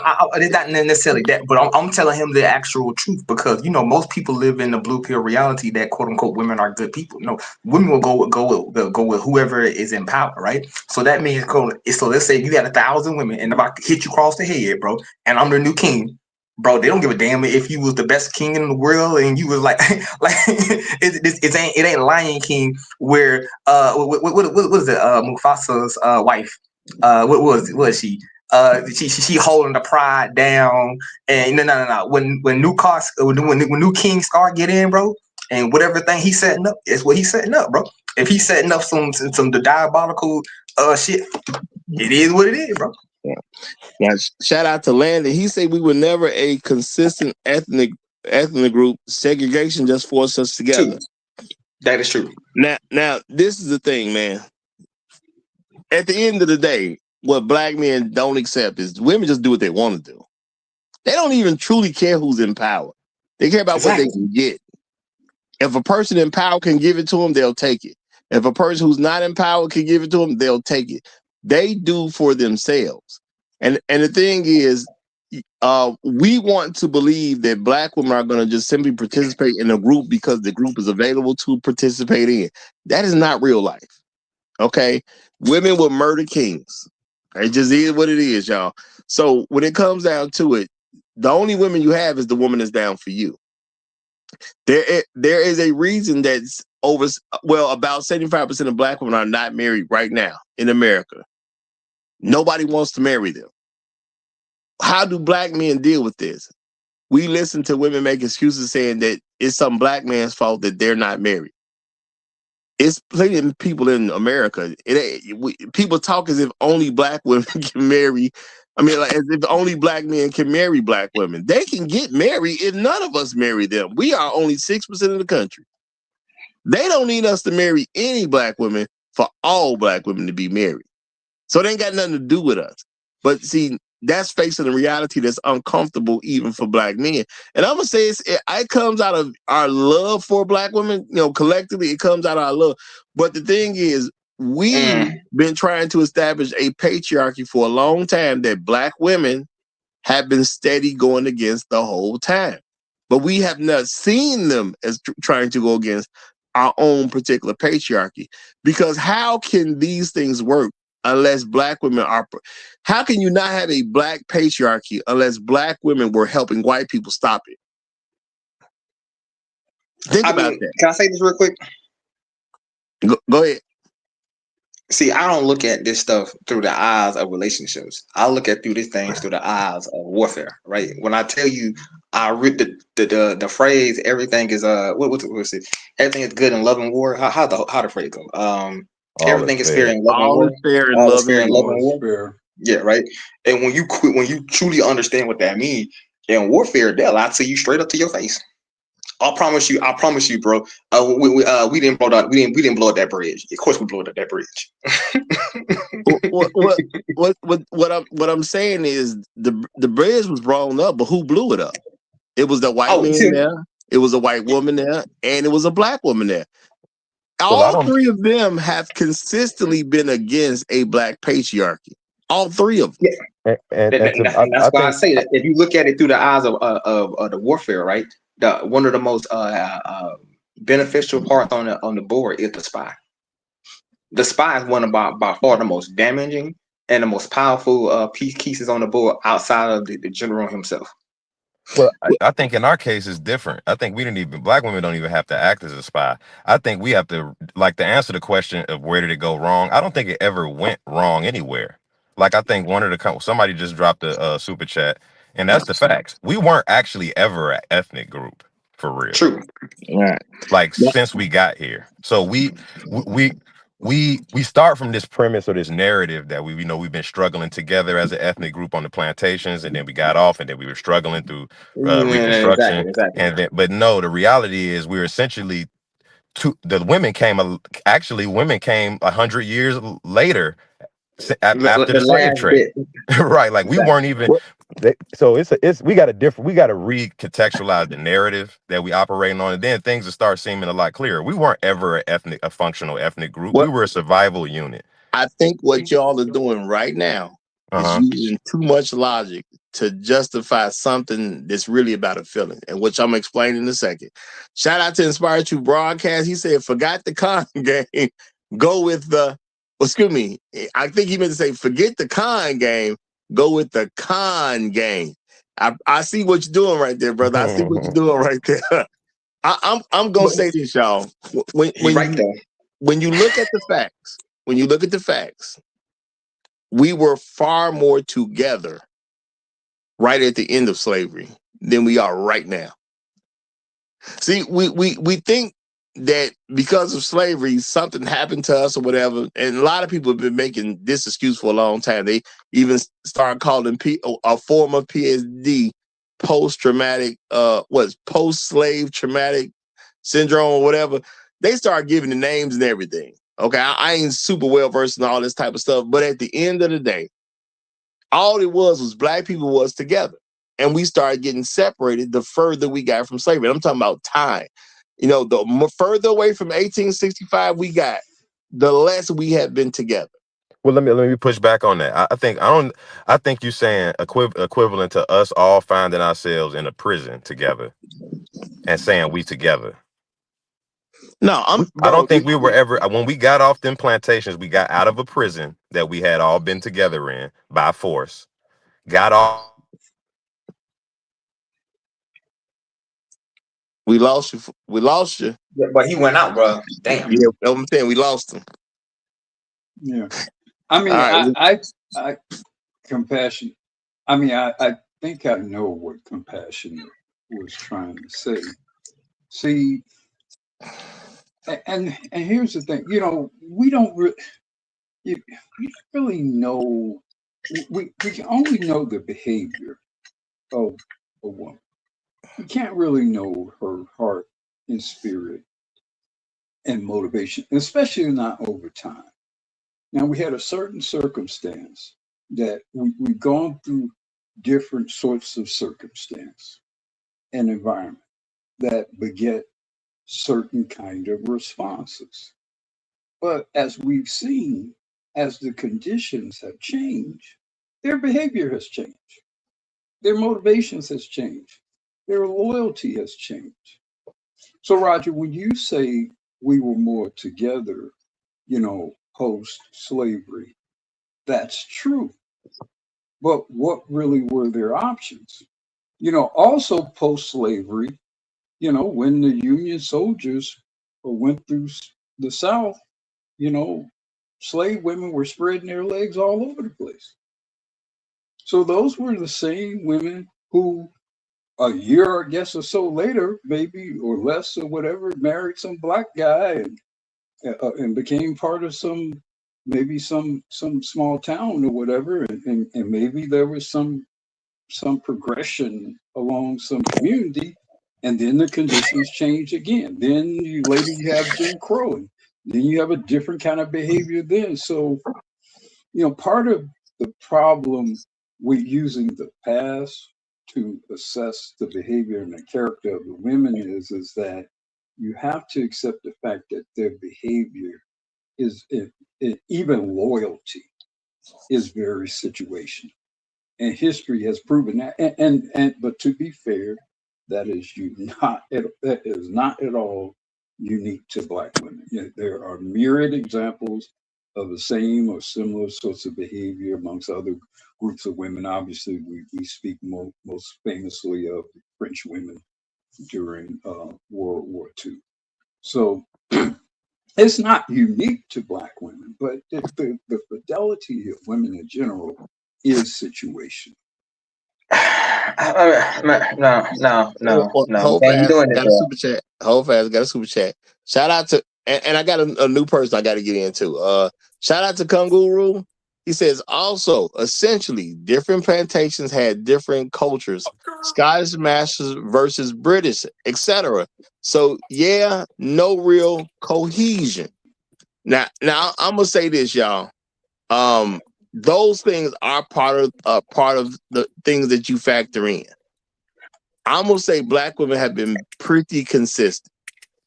The further we got away from slavery, the more separated they have become. That's been pretty consistent. I'm not saying the situations didn't change. I'm not saying laws ain't changed, rules didn't change, welfare came up. All that stuff has happened. But the one consistent thing is they've been moving away from us. To me, that's a very consistent thing, regardless on what was happening. It's just as a new thing happened, more of them choose a different direction because they thought they could. We should want to be enslaved to garner their fidelity. No. What I'm saying that, like, no, right. I'm not saying that. I'm just saying we need to recognize that at the end of the day, the further we got away from it, the fact is the further they got away from us. The further we got away from slavery, the further they got away from us. That is just a constant reality that has been going on. I mean, the problem that I'm actually seeing that the people I hear actually not actually accepting is this, bro. Like, Black women are white supremacists. I've been saying this. Like I call them the anti-life equation for a reason, right? Because at the end of the day, their cultural values are white supremacists. Everything that they do and value is white supremacy. Now, for me personally, I don't value white supremacy. That's why I don't value the women. Repeat this. I don't value white supremacy. That's why I don't value the women. Right. That's why I chose different qualities of different women. Right. So for me, that's why I don't. This is why I'm like, yeah. Like if people are making an excuse for it, like if we make it, we can soft shoeing it necessary, right? Or you can stand 10 toes in it. But how I see it, and it is still what it is, right? These women out there, their cultural value is white supremacy, and I reject that. So it's just that. All right, y'all hold for a second. I gotta get pink toast dipped in watermelon in. which I said, but use your business running all over the track. Okay, relax a little bit. Pink toes, you got the flow, brother. Go ahead. First of all, happy Tuesday to the elder. No happy Tuesday to none of Thank y'all. you. Same to you. Same to 'Cause you. Oh, wow. I'm Yeah, I'm getting about to throw special some. privilege. Thank you. I'm about to throw blood in this bitch. I know Well, where you Negroes felt so comfortable to make wives of the daughters of the trades. Out here talking about, oh, we were uh, together. Nah, Negro. They were with your funky ass because they had to. Because your funky ass Exactly, had to bro. bring in the money. Your funky ass had to work them fields. Your funky ass had to take care of them bastard babies, them red-haired child.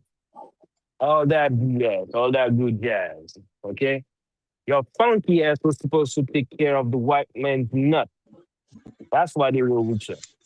And since they ain't got to deal with your funky black monkey ass, they told you to kick rocks and y'all don't get it. Excuse me out there, this has nothing to do with you. So all you Negroes with your rose glasses, fuck all your glasses. Pull them off. Take them off. They don't like y'all. They never like y'all. They told y'all since forever. Forever they've been telling you, you are not needed. You're barely even wanted. And you want to kumbaya on that dumb shit. Like, oh, we were together. Man, fuck, we were together. Save yourself, black man. Go where you are celebrated and not exploited. And thank you very much. No offense, elder. All right, now I'm gonna jump in and try to get this back on track, y'all. What I'm telling y'all is black patriarchy has been facing enemies since black patriarchy could get established in a mass level, including the people that were in the South during slavery. Because keep in mind, there was some free black people. Okay, there were some free black people. And this is part of the reason why marriage rates was so high. The point is that you can actually look over time to say, well, these people were actually together. Now, I can't tell you how they actually truly was. That's why I say I'm giving black women a 50-50 on this one. 50 of them was 50% was truly down. Other 50% might have just been doing what they needed to do to get to the next thing. I can't really tell you, and you'll never be able to document this in history. So I'm just giving them 50-50 credit.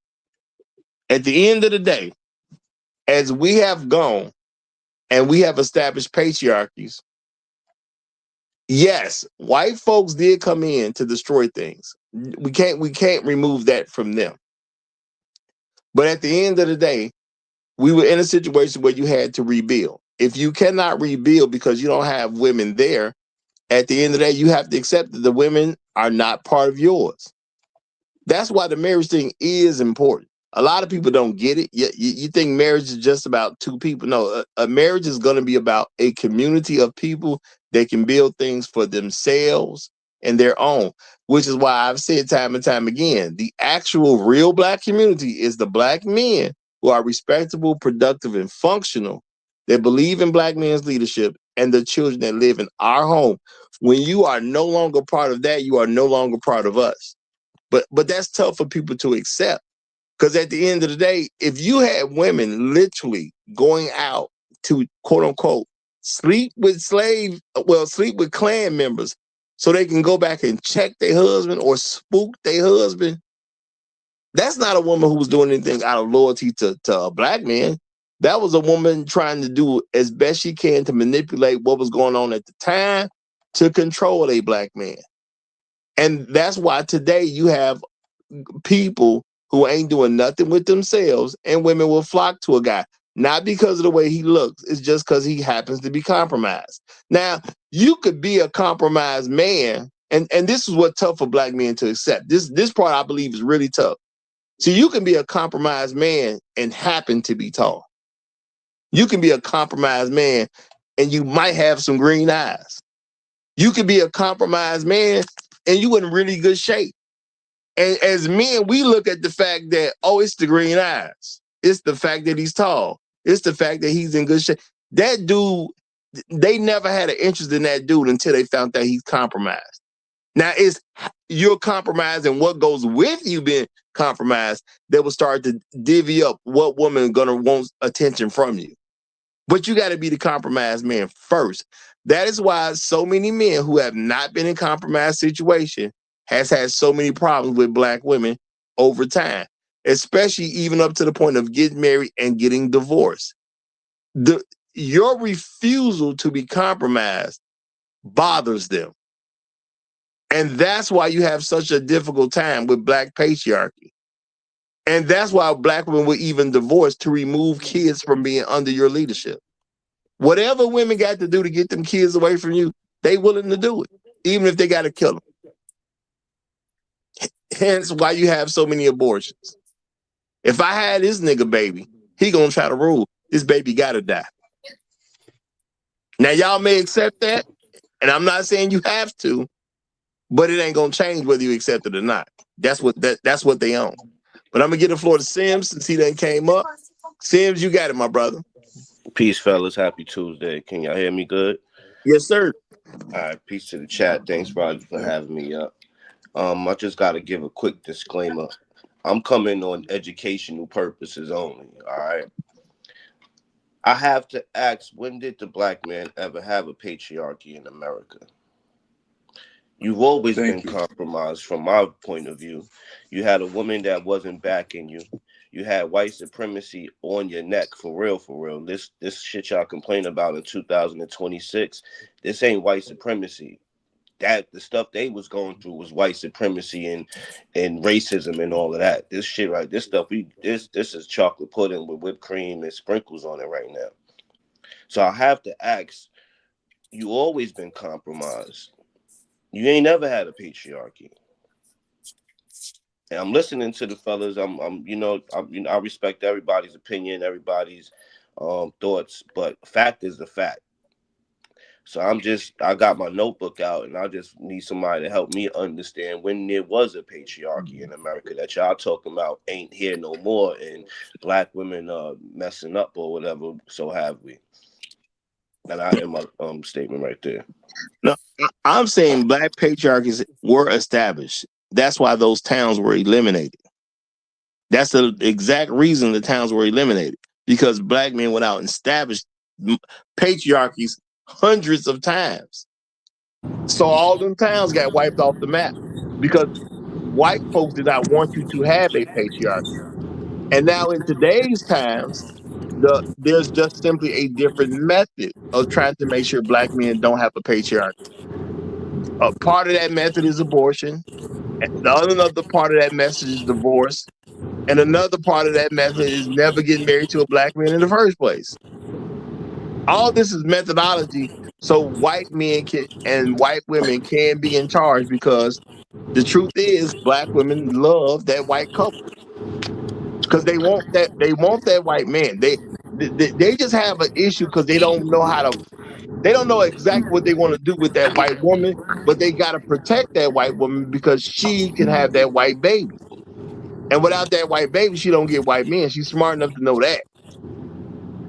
So we basing buildings being made and roads being paved off of patriarchy being established, because I don't see that either. Like I can't see that one either. Just because you built some towns and made some roads don't mean that you ruled your home. No, bro. I think you meant everything.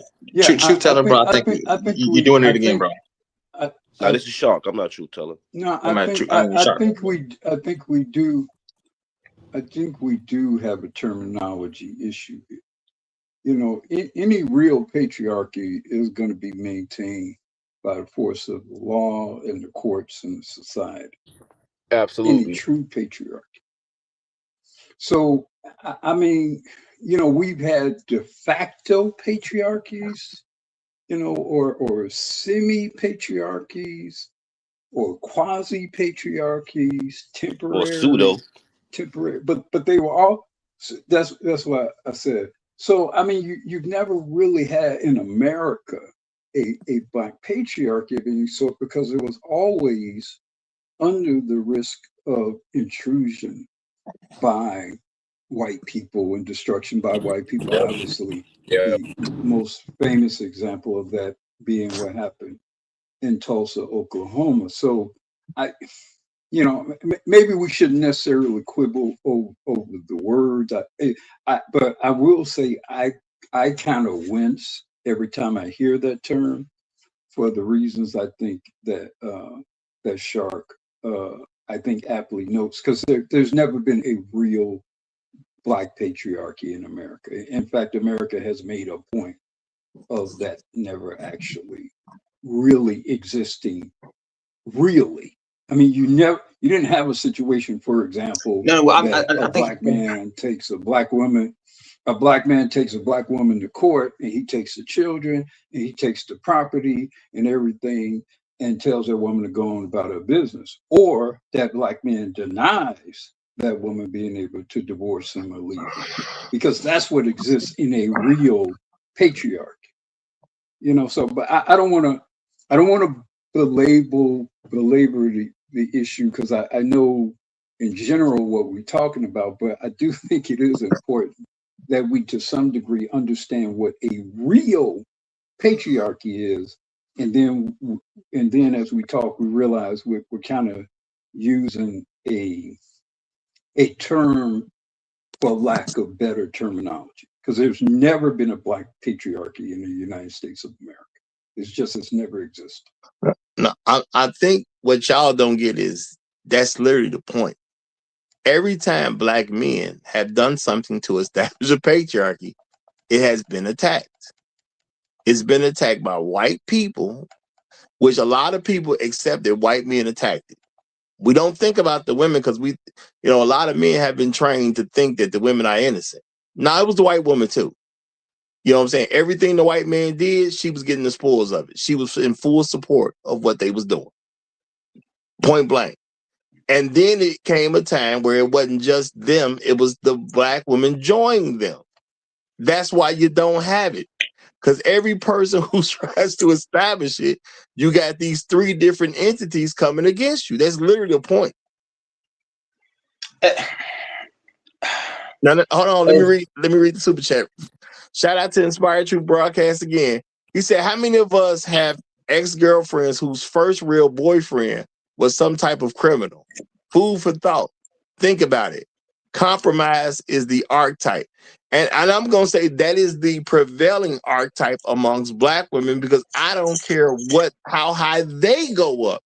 You still find Black women with guys who ain't really doing nothing in compromised position. We done found, just doing stories and doing social media, I done did shows on judges with boyfriends off in the gangster lifestyle, like really participating in gang lifestyle, gang culture. She's a judge, but she need her compromised nigga too. Okay? I don't care what Black women do. They still need a compromised man, which is why so many productive Black men see Black women as a problem. Because at the end of the day, they need to make sure that a Black patriarchy will never challenge a white one. But that's what I'm saying. When we were, because I don't see that there was a patriarchy. Because if there was a patriarchy, just because we got free, just because we got free, that don't mean Black women is going to run off and do whatever they want to do because there was a patriarchy already established, and just white people was trying to hurt it. But we already had that established amongst ourselves. But on a second note, I'm saying, when we were compromised, we had more families. So I definitely agree with you. But as we get into the future, Black men are able to do more and more and more. And we become uncompromised. We are able to establish businesses and do everything that we're supposed to be doing in the world right now that we're doing. And now our marriages is Black women ain't getting married. They don't want to get married. So I definitely agree with you. No. The more we They become get successful married. as Black men, the more they jump off a ship and want to do shit with people that's compromising they got leverage over. But Black women will get married. They just won't get married to you if you're a Black man they have to submit to. That's what I'm saying. They want somebody that's compromised that they don't got to submit to because What I'm saying though, tell him what to do. But that's not true, bro. But you did say Black women don't get married. No, the thing is, men of other groups aren't looking to marry them. They do want to get married, but they don't want to get married to a black man that is going to have any remnants of patriarchy about him. If he think patriarchy is a good idea, she don't want to marry that guy. I agree. Just the pure thought that patriarchy is a good system. Nah, I'll stay away from him. But let me read this from L Train Galaxy. I appreciate your super chat, my brother. He says black patriarchy period equals Lincoln Johnson. I think he's saying that just the thought of and you correct me if I'm wrong, L Train, the thought of black men having a patriarchy is gonna bring us to war. I think that's what you're saying, because Lincoln and Johnson was the president at the time of the Civil War. So I think that's where you're going with it. At least that's how I'm interpreting it. That if to have a black patriarchy, somebody got to have to go to war. Well, I also do have. Well, I'm not gonna go there right now. But the reality, I think, of people is not under what was we kind of saying this softly, but black women have a white supremacist worldview. Right, women take on or they absorb the worldview of whoever quote unquote is in charge. Right, for black women, it was white supremacy, white Anglo-Saxon white people was in charge. Right, so their worldview is through an Anglo-Saxon white supremacist worldview, which is a which is a dying worldview anyway. Right, well, how could they not have that view? They're the most educated. They're going to have that. No, I think what you're saying is a very wrong premise that a lot of black men believe. Women don't take on the view of who's in charge. They take on a view of what they want. If the person in charge gives them what they want, they with it. If the person who's in charge don't give them what they want, they against it. They have always been for self. To take on somebody else's worldview, you gotta be with them. They not with that. They own what's good for them. And whatever is good at the time for what they want, they with it. That's why you have women who seem to be the most nicest, sweetest people in the world. And then they'll do something that's totally what we'll say is outside of their character. I didn't believe she had that in her. It didn't need to come out because the situation didn't need it. Didn't make it necessary for it to come out for her to get what she wanted. But the day she needed it to come out to get what she wanted, she was on what she was on. And we just shocked because we just didn't believe she was that way. They own whatever they need to be on the moment they need to be on it to get what they want. True. I want to say this, right? There is a level of truth to what you're saying that people going to be on what they're going to be on, right? But at the same time, I understand other things called cultural gravity. That's a new word we want to insert that to the group lexicon. Cultural gravity, right? Cultural gravity is the same reason why you got Filipinos listening to rap music, even though they speak Tagalog. It's the same reason why you have Jamaicans listening to rap music or R&B, and even though they speak a variety of different Creoles, right? It's the same reason why even in South America, the whole of South America, majority of their music is a offshoot version of something that it came from America. It's called the gravity well of culture, right? The gravity well of culture that was in America that these folk attempted to quote unquote emulate was anti-life culture. I'm gonna get this real quick and be quiet. All right. If the Negro is not careful, he will drink in all the poison of modern society and die from the effects of it. Repeat this again. If the Negro is not careful, he will drink in all the poison of modern society and die from the effects of it. What do you see now? People who actually drunk the poison of modern society and now they're dying from the effects of it.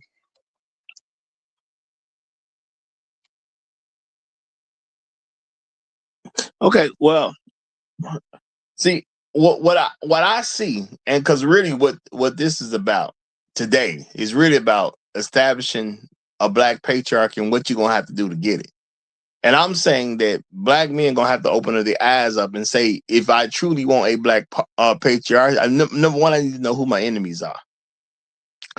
White folks have done a lot that you can point at and accept that they probably your enemy. I'm pretty sure most of us can accept that. I mean, bombing towns, if that don't get it, I don't know what will. You know, women going claiming somebody sexually assaulted them in this town for the black people, so the white men can come over and burn the town down. You should be able to see it from both sides of white men and white women. What I don't believe black men really see is that black women are on the same thing. They just want what they want. And what they want is to be a white man's woman. That's just what they want. I'm not even saying this because they quote unquote in charge. Okay? Because even when I see stuff from around the world where white men are not in charge, they still want them. No, but Roger, you just stated the facts that proves the point that we do see that they are white supremacists. We're not marrying them. We not like my homeboy. He owns a cafe and they threw a little Valentine's Day speed dating joint. He said it wasn't another man in there. We already realized this. Do we want to make a patriarchy for them to be comfortable in? At this point, no. Well, I do think, some men just don't want to deal with them because of how they are. I do believe that's a real thing. Now, is there really much thought into it? No, not a lot. Some people are actually coming over to where we are. I do believe that is happening because I believe, we having some impact out there at the end of the day, But I also believe there's just some guys who just don't think that they know or understand how to handle that particular woman, because we can't have a bunch of people who do what I did. I was on some, let me give me a black woman or bust. We cannot have that if we truly understand what's going on. Because if you give me back, if I was able to go back to being 22, I would just marry somebody else. And that's just real talk, because that's better for my community for me to marry somebody else. The only reason I'm probably not married now is because now I'm just old and don't want to necessarily go through the trouble of being a good father. You know what I'm saying? And that's all it is at the end of the day. But if I was 22 again, oh, it's a whole different thing. It's a whole different thing. I'm still going to get married because that's what I want to do. And it's just going to be somebody else. So I think we got to get to that point. And then we as black men, of course, we got to understand that our patriarchy is built on us. We don't believe we can build a patriarchy without black women. That's what I truly believe based on how we act as a people. And shout out to the great Black Reset. He said, I see Roger believes he is Ethan Hawke today. Hey man, I'm gonna be whoever I need to be so we can put on a good show. That's who I am. Whatever I need to be to put on a good show, I'm that dude. Real talk. Okay. And shout out to Inspired Truth Broadcast again. He says wearing your jersey but not your team. And that is how a lot of black women are, but I do not believe that black men really see them that way. Now, I am glad that we're not marrying them, because I do believe that had to happen if there's a chance for us to go in a better direction. That had to happen. I believe the next step is, en masse, we have to see ourselves as a patriarchy and then bring the women into it that agree with us. That's what I think that has to happen for the mass of black men. What the women gonna do, I don't even care about. Now, if you can find the guy with no legs, cool. That means find a black woman who wants to be a part of a black patriarchy. Okay, great. If you can find her, bring her into it, I'm with you. I support it. But realistically, are you gonna be able to do that? More than likely, the answer is no. And more than likely, she ain't gonna be single at the age of 23 anyway. On her 23rd birthday, she's probably gonna already be married. And if she ain't already married on her 23rd birthday, her wedding date is probably already planned, and she probably already going to it. You do not find a bunch of good women still single, and that's just the reality. Is now somebody mentioned these little dating events and things people have. Yeah, men ain't going because we already know who's gonna be there.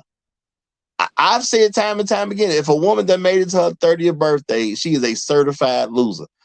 Guess who's going to be at those dating things? Losers. Why would men go there? Those women don't want no men. They want a nigga to pay a bill. That's what they want. And the men, they not stupid. They done figure that out.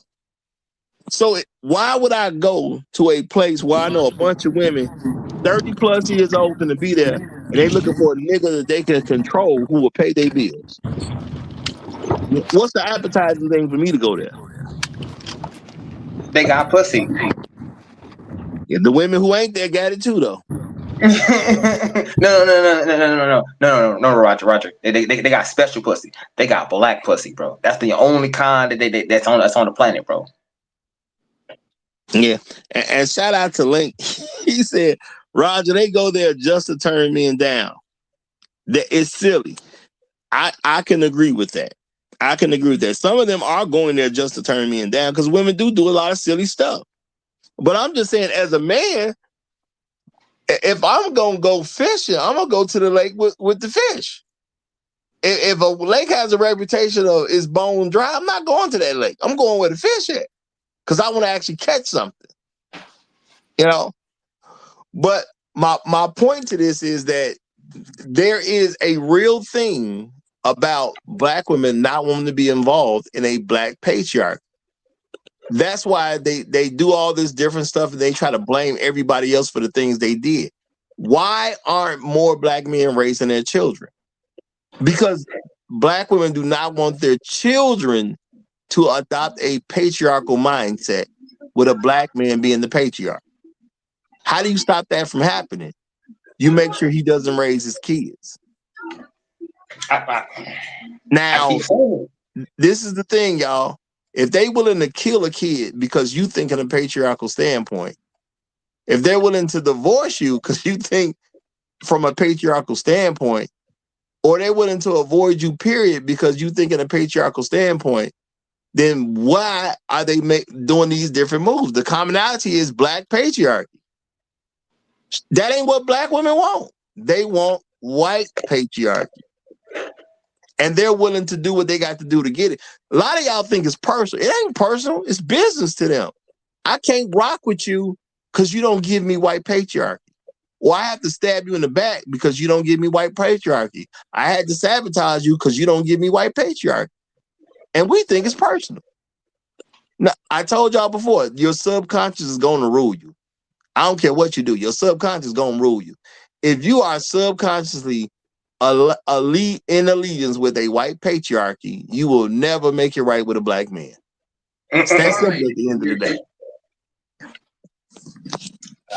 Finally, we actually talking reality because I've been waiting for us to get there, man. I've been calling them the anti-life equation for a reason, right?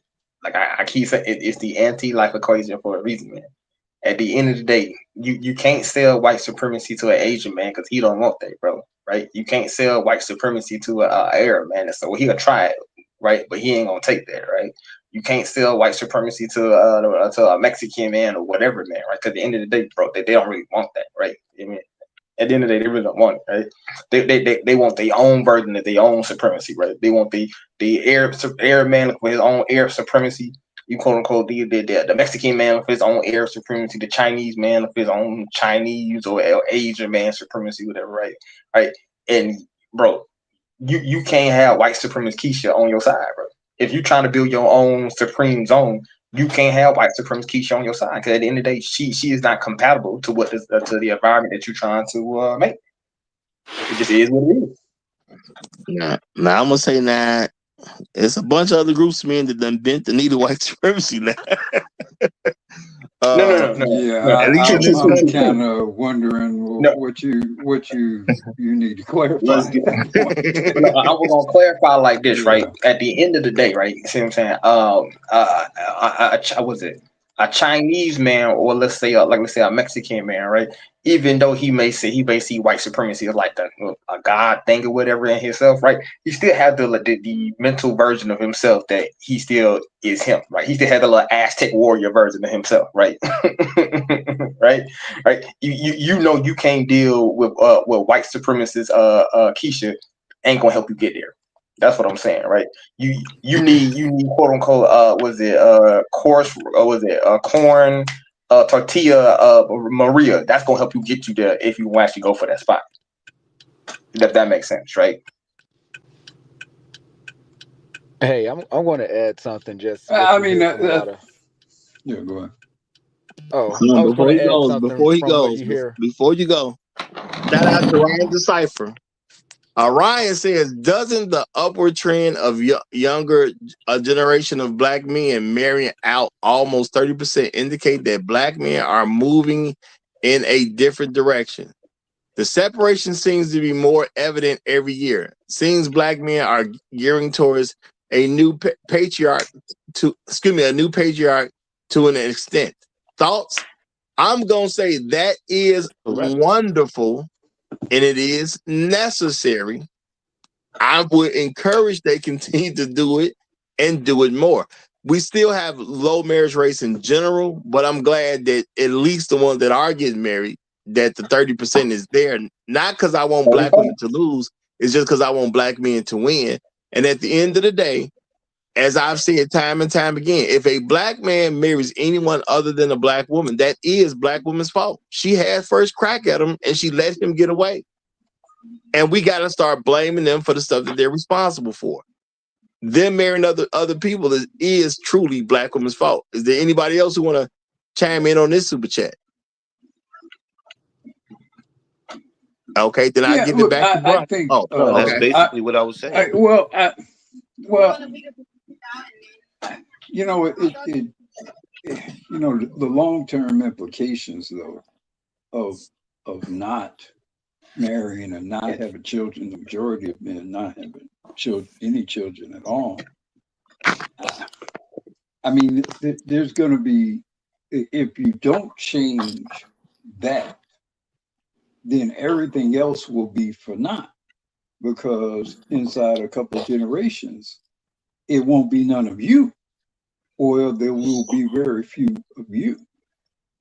So I guess what I would say is, okay, I respect that you're not getting the black women or whatever, you're not getting so entangled, but you got to do something. You gotta make families with somebody. There is no patriarchy if ain't nobody having no children. What patriarchy are you having? I mean, we keep acting as Black American women have the only wombs on the planet. We always start this notion as if that's the reality. I'm saying right at this moment.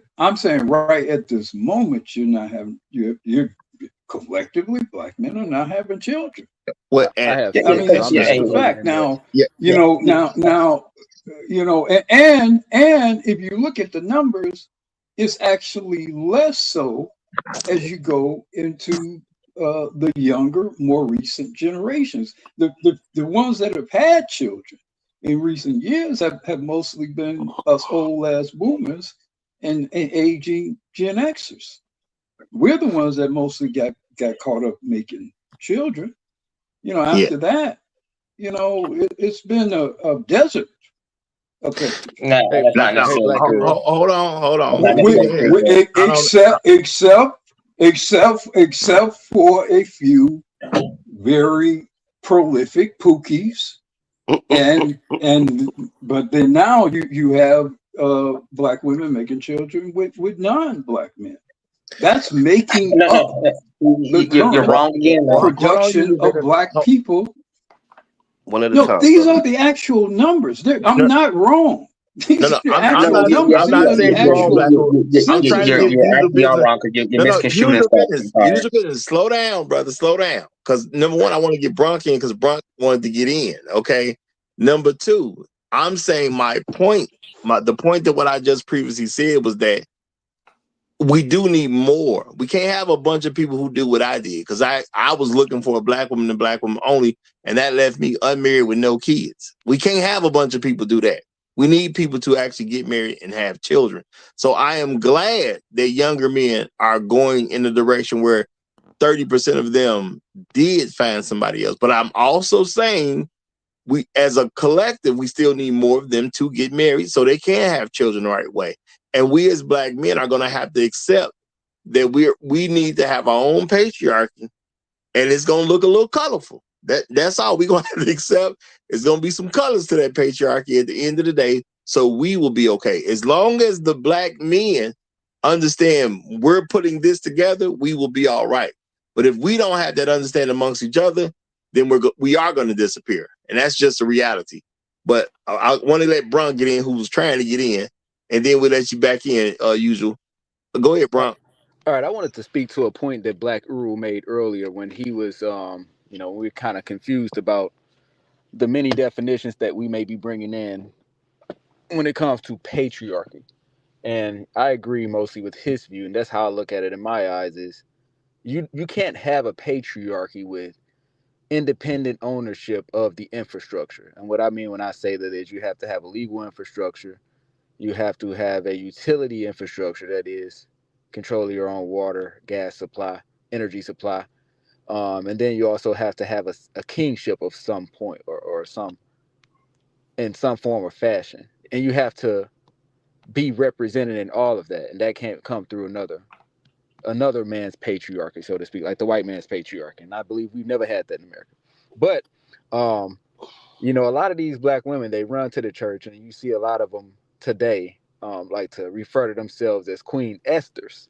Okay, so I'm gonna bring up a scripture. Church is in session right now, from actually the book of Esther, that to me actually defines what a patriarchy looks like in real time. If you look at Esther chapter 1, it says in verse 10, on the seventh day, when King Xerxes, or there's another name for him that's used. I'm going to use the other name because that's easier to pronounce.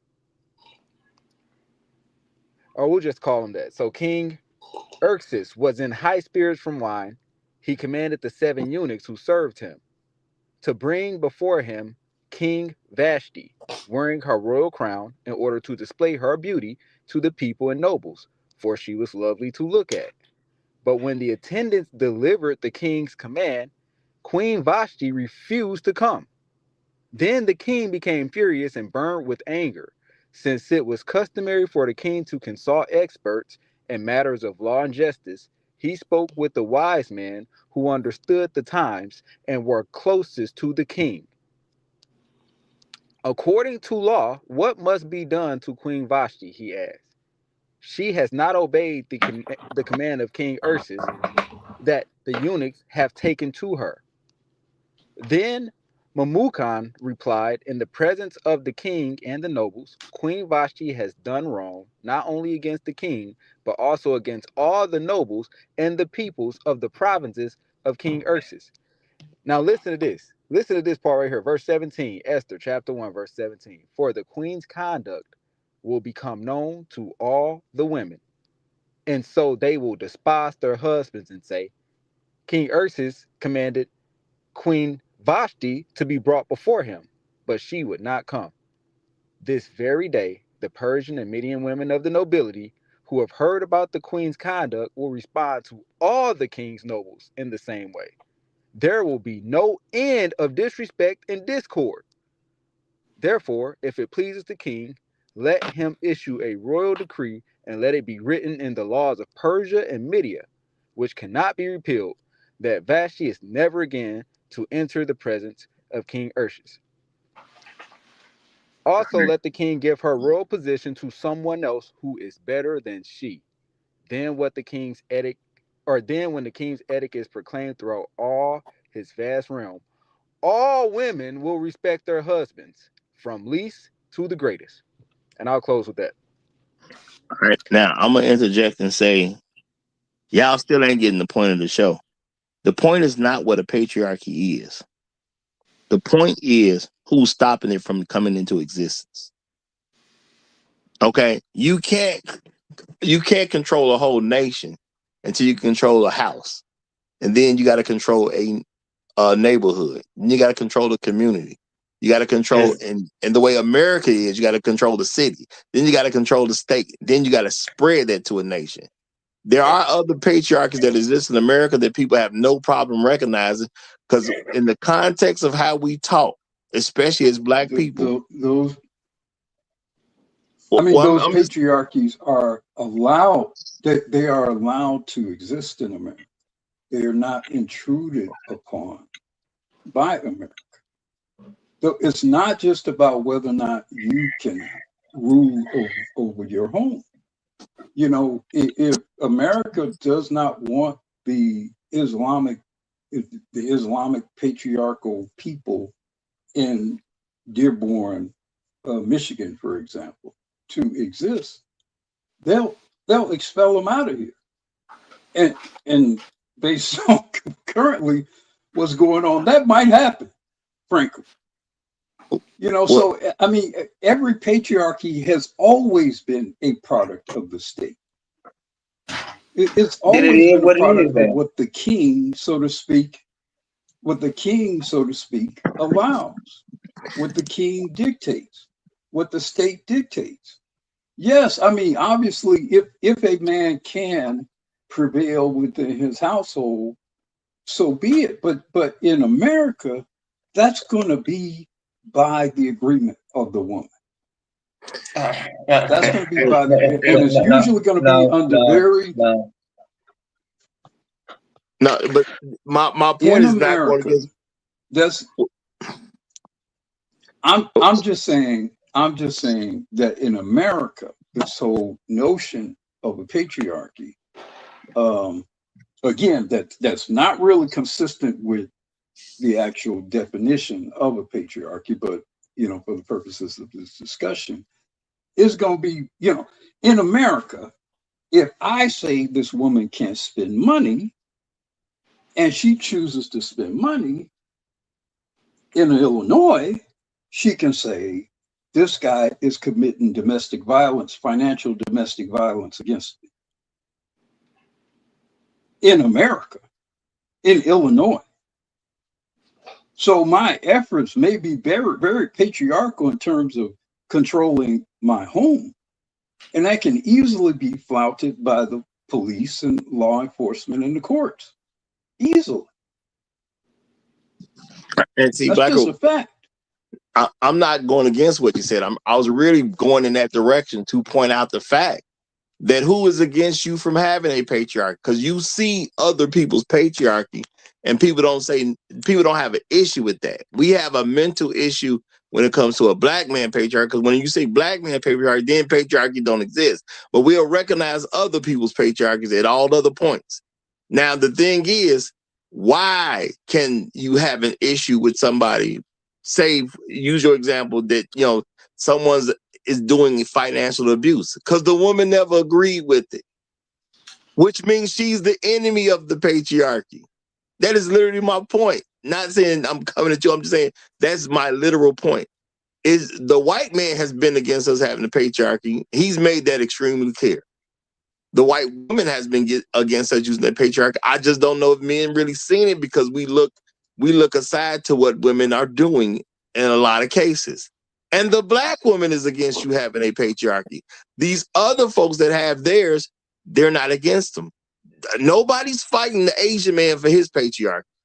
He got one. But Roger, ain't no patriarchy in America. We only say that when black man's patriarchy comes into question because the Asian people got one. If they got one, that means we can have one too. The white man's woman votes against his better judgment. She like Uru said, she could take the white man to court for hold on, I'm asking you a question. Hold on. That word you use, all of that. Let me ask you a question. Hold on, before you do that, because I got to get these super chats in. And my thing is this: are we saying that Asian people don't have a patriarchy in this country? Yes. Because I've never seen. I think certain Asian people operate in some ways analogous to patriarchy, but hold on. This is how you know there isn't a real brother. Can I make a statement? This is how you know. I didn't even say anything. Well, you was making noise though, so just chill. Let me say what you're saying. This is how you know even the notion of a patriarchy amongst Asians is at the very least waning, because nobody marries out of their group more than Asian women. Asian women marry out more out of their group than any other demographic in this country. So how can the Asians have a demographic, a patriarchy, quote, patriarchy when their women are fleeing them? How's that a patriarchy? See, we say Are we black being honest women. with ourselves right We now? say black No, women hold on, underrepresented. everybody, because I got to get these super chats in. Hold on. There, I said, appreciate you, my brother. Appreciate you. He said, guys, as long as our households are patriarchal, we can become a competitive people again. I do agree with that. I definitely do agree with that. And shout out to No Placeholder. He said, Uru dropping gems, very black pill. You need the state. And what I've been saying the whole show, which I don't know if y'all got it or not, the reason you're having an issue establishing black patriarchy is because you got three main people against you. It is the white man, the white woman, and the black woman. What I'm going to say about Asian men, because no one usually has any issues recognizing anybody else's patriarchy, regardless of how big or small you think it is only when it comes in the context you're talking about a black patriarchy. Then everybody patriarchy got to be in question. But on a regular, normal day, you do not question if Mexicans have a patriarchy. We do not question if Puerto Ricans have a patriarchy. Because y'all don't know what the word y'all don't know what the word patriarchy means. Y'all just using words and not I do no. I Not do know understand what what he's it trying to means. tell y'all, bro. I do know what it means, and I'm pushing the fact no one's ever comes into question, because based on people's language, they talk about other patriarchs all the time. Exactly, bro. Like some of these niggas just like I keep saying, a lot of these niggas they scared of their own shadow, and it's being visibly being shown that they scared of their own shadow, bro. No, Like listen to the what notion Uru of just the notion itself that black men standing on their own, to their own core they fear it, bro. And it's clear to be saying, it's clear to day, because when you have a conversation about hoes, bro, it's clear as day, bro. You start seeing people, they start wiggling, bro. You said a conversation about black men having their own patriarchy, setting their own standards, bro. All of a sudden, dudes start quivering, bro. no, And see, it's and that's where you easy to see in here. I mean, with all that's where due you're literally with wrong. No one respect, It is don't saying matter brother, they if out. they young or if I'm they gonna old. need It don't matter if they young or if they I'm old. gonna That need you can you still I'm see them gonna quivering. need you at some point. I'm gonna need you at some point to get a wife, have some children, and hold down your own homestead, brother. See, In it's America, easy to say this kind of stuff when you ain't in the fight. You're not actually trying to make a patriarchy in America. You're not trying to do that. Who's trying to do that on this panel? Who? Who's actively trying to do that? I already told you my answer to that question. But we ain't gonna go Right. there. so then you And that's so what then I'm you said saying. it's absolutely That's a facts. legit. It's a legitimate thing, and I've even said myself, everybody can't just do what I did, because I was trying to find a wife, didn't find one, didn't have no wife and kids. If everybody do that, it's over anyway. So everybody can't do that. But what I am saying is, we need to, and see, this is the thing. If I would have recognized this at 21, I would have made different choices. If I would have recognized that black women were literally out to stop black men from having the patriarchy, there'd be nowhere in the world I would be trying to have a family with them, because there would be no point in it. You see what I'm saying? Somebody's been trying to stop us from having one since day one. That's literally what I'm saying to y'all. Somebody's been fighting us tooth and nail to make sure we never get a black patriarchy established in any kind of real way. In any glimpse of it happening, they have did whatever they could to destroy it. Some of them places were bombed. Some of them places were burned down. Some of them places were put underwater. But everything that was anything close to black men having a patriarchy was eliminated. That was by white folks. I think the way you wording it is the confusion. We no one is disagreeing with black men having control over their community, having a better and black females coming underneath the thumb of black men and letting us lead. No one is disagreeing with that. But when you use the word patriarchy, you're literally going to get, you're literally not understand. Like Uru said, Chinese women marry out the most. How is that a patriarchy in the Chinese community? You can still have patriarchy and women still date out. I don't think you understand the reality of the world. No, Yeah. you can have control. You have control over your community. But that's not the No, bro. definition of No, patriarchy. no, Okay, That is no. not Let me the repeat this. definition hold on, user. of Let me patriarchy. clarify. Let me clarify. And I, because I get what you're saying. And if a woman marries out, she's out. She's not in it anymore. She's out. And what I'm saying is, No, but It even can't. the idea. See, this is where you even the idea of women of daughters being able to freely marry men outside of their group, that is by definition anti-patriarchal. In a true patriarchy, the father is going to dictate who that daughter marries. I And understand it's that. not going to be some guy from an outside group. No, I'm That's not the even. problem. That's my fundamental problem with this discussion. The misnomers you guys are using here in this discussion. Just No, make what It can't be this In a difficult. hold on. patriarchy, a father is going to dictate who his daughter marries. in any Even patriarchy. in a patriarchy, a father can't ultimately What control who his daughter ultimately want to end up with, bro. look, Ultimately, yeah, hold on. the daughter can elope, bro. Okay. Let me get the super chat in because that don't even matter to what I'm saying. That's what I'm trying to get y'all to understand. That don't even matter to what I'm saying. Let me get these super chats in real quick. Shout out to No Placeholder. He says we agree the state allows others to have a pseudo. Okay. And yeah, that's a real thing. Also, shout out to Link. He said, Uru, respectfully, with Asian women, are we talking straight Eastern or Westernized ones? Salute to you, Roger, and the panel. As far as I know, I don't think it makes a difference because understanding,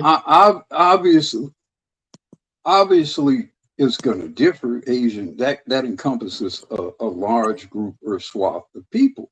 But when you look at the census reporting, the quote Asian group of women, which includes Chinese, Japanese, Thai, Singaporean, all of those, I guess. And etc. When you put them all together, they're somewhere around 40% marrying now. Now, and so now maybe Chinese are 50%, maybe Thai are at 30%, maybe Japanese are at 25%. But when you do the math and you put them all together, it's pretty damn high. And so by my math, that is not a patriarchy. That don't happen in a patriarchy. When you have 40% of your daughters marrying men from other groups. That don't happen in a patriarchy.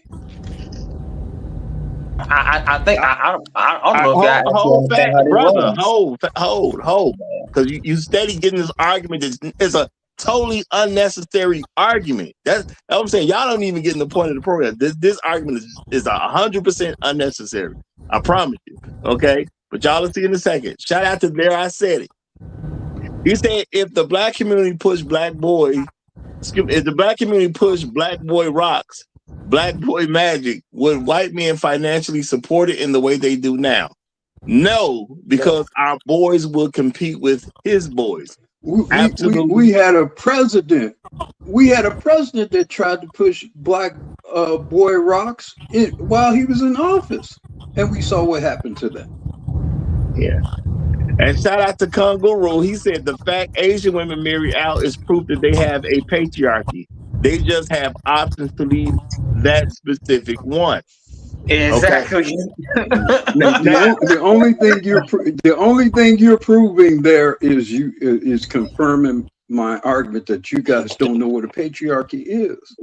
In a patriarchy, the eldest male in a family lineage runs everything. Period. Father on down to oldest son, and it's pretty much like your traditional aristocracy is just at a family level. That's a true patriarchy. And I'm not disagreeing with that. What I'm trying to tell y'all is that doesn't matter to what I'm put on the show. It's black patriarchy versus Jim, Jane, and Keisha Crow. What my point to the show is every indication of black men trying to establish a black patriarchy you're going to be attacked by different people. Y'all are trying to have an argument about what a patriarchy is, which ain't even my point. Well, you use the word, Roger. The point is you can't establish the patriarchy due to the enemies you're fighting. I'm not Okay. arguing whether the patriarchy was truly established or not. I'm saying the black patriarchy, the ideal of it, has been under attack by three different entities the entire time. And Roger, until we recognize that, I'm you'll not never. saying that you're saying that. I know, I'm no, not saying that you're saying that. I I'm know just you're trying to not, bro. establish. But I'm Yeah. saying, in order to actually establish it, you got to know who your enemies are, so you can Enemies fight are against first them, off. so you can get it established. It's literally been under attack. The idea of it existing has been under attack by three major entities the entire time. And I'm saying three major because I'm not going to act like other people wasn't involved in some kind of way too. They've done little slick things here and there.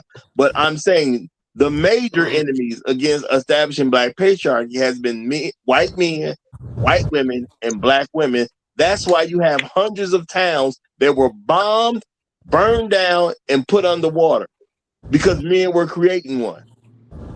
Yeah. They did That's what create I'm one. saying. I think we all agree for the most part on that. Yeah.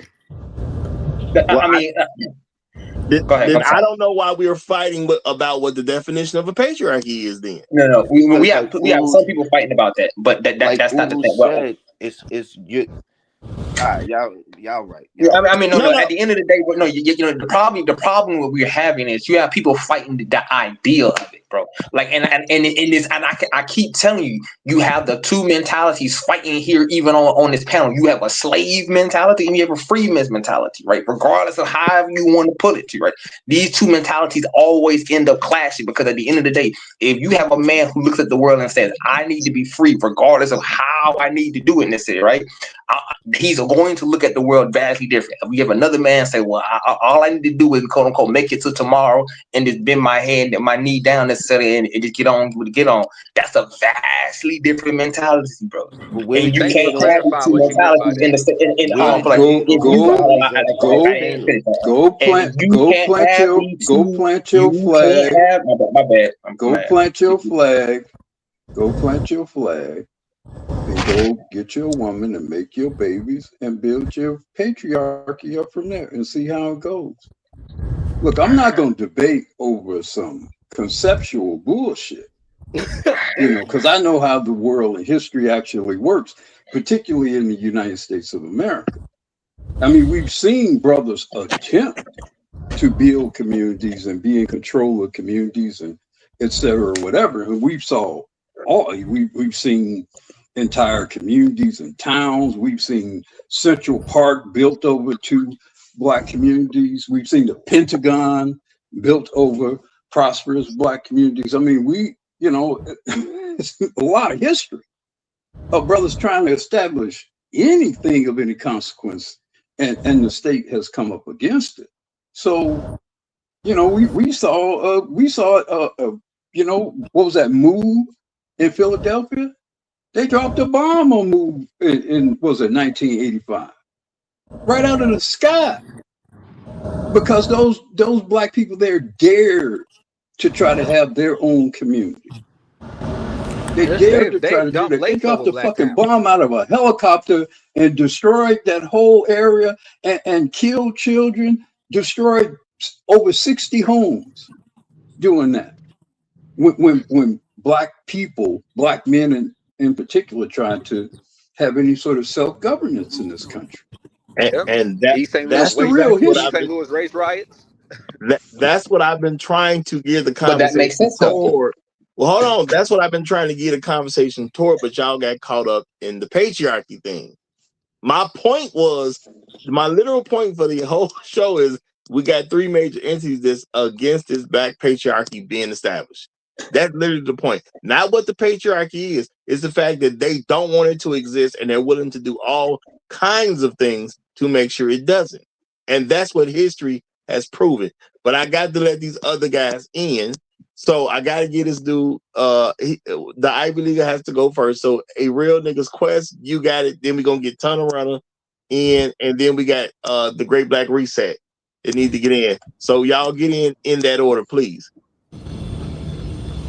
Okay, salute to you, Roger. I hope everybody can hear me clearly. Am I coming in clear? Yeah, we hear you. Yeah, you clear. Okay, cool. So, my comments will be brief. In short, um, you know, as you know, Plymouth Rock found our black asses in 1619. It's there's always been a battle. It's been a battle to just live as a black man at times. So whether it's a black patriarchy, white patriarchy, in 2026, all patriarchies are under attack. It just so happens that the black patriarchy has been under attack since the inception of niggas in America. But the one thing that we're missing in this conversation is the battle doesn't need to continue. We build communities all over this country. We've been flooded, we've been bombed, we've been shot at, and hell, shit, they even put HIV in our communities. So my question to the niggas on the panel is, why does the battle need to continue? You need to get your black ass out of here. All right, there you go. Yeah, exactly. All right, Turnaround, you had next. Go ahead. Okay, my brothers. Okay. Yeah, what I was going to say is that, yeah, in America, they making it super difficult in America to have patriarchs. Even in the whole world, as long as there's feminism, that attacks the patriotism, and that's all over the world. But in America, this is the home of feminism, and while black women are the cheerleaders and the mascots, and so they do it to the hilt. So you have to find yourself a woman who's going to be on your program, a woman's going to do what you say. And like you say, it's very difficult to find that in the black community today. So you have to go where you can find a woman who will get on your program and will follow you and let you be the leader. And with these laws in America, even if you find that woman, the laws are on her side and not on yours. So it's super difficult to do it here in America, but keep hope alive. Okay. Can I say a few Hold things? on, Great Black Nope, you Priest ain't can't got to say do nothing. You can't say nothing. You don't I say can't it say nothing. enough. Okay, all right then, You bro. All don't say it right. enough. I don't let you niggas be out of control for long enough. I couldn't take it no more. Man, you don't need bombs. You don't need no water.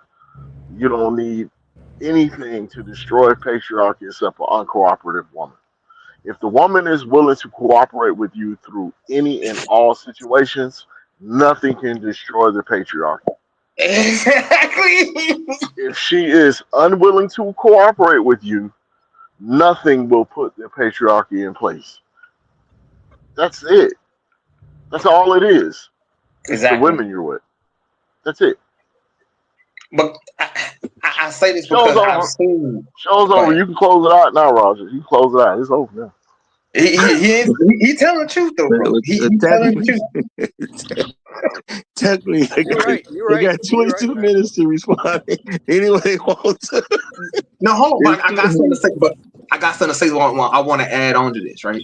I have been in Africa. I have seen villages decimated. Repeat this: villages decimated. People have to return back to the of agrarian lifestyle, where women are out there sawing sticks, putting up quote unquote shelter with sticks, right? And the men are out there getting cows. I've seen this in Uganda myself, right? But I mean, lost an entire war. Half the people is dead. Everything else, but the women still out there doing their piece. The men out there still doing their piece, right? I have seen different societies in different conditions, right? I've seen Mexico when it was on fire, Mexico when it was good. I have seen Uganda when it was good. I've seen Uganda when it was on fire. I have seen things, man. The reality is you can't do it because you got an enemy in your squad. And that's the problem, right? That's when you ask black women, what is it? When you say, let's check the kids. black women get upset. You say, quote unquote, let's check who these women having sex with, black women get upset, right? Because at the end of the day, they not on your team. You got a white supremacist, aka a spy, on your team. Now that you understand that you got aka a white supremacist, aka a spy on your team, how do you move now on the chessboard of life? And the problem is not enough men collectively understand this and are actually moving accordingly. Like Roger said, he was moving under the guise of a false premise that these women were good women. After he found that the premise was wrong and changed the premise, he now understood that these women are bad. I probably should have chose different women.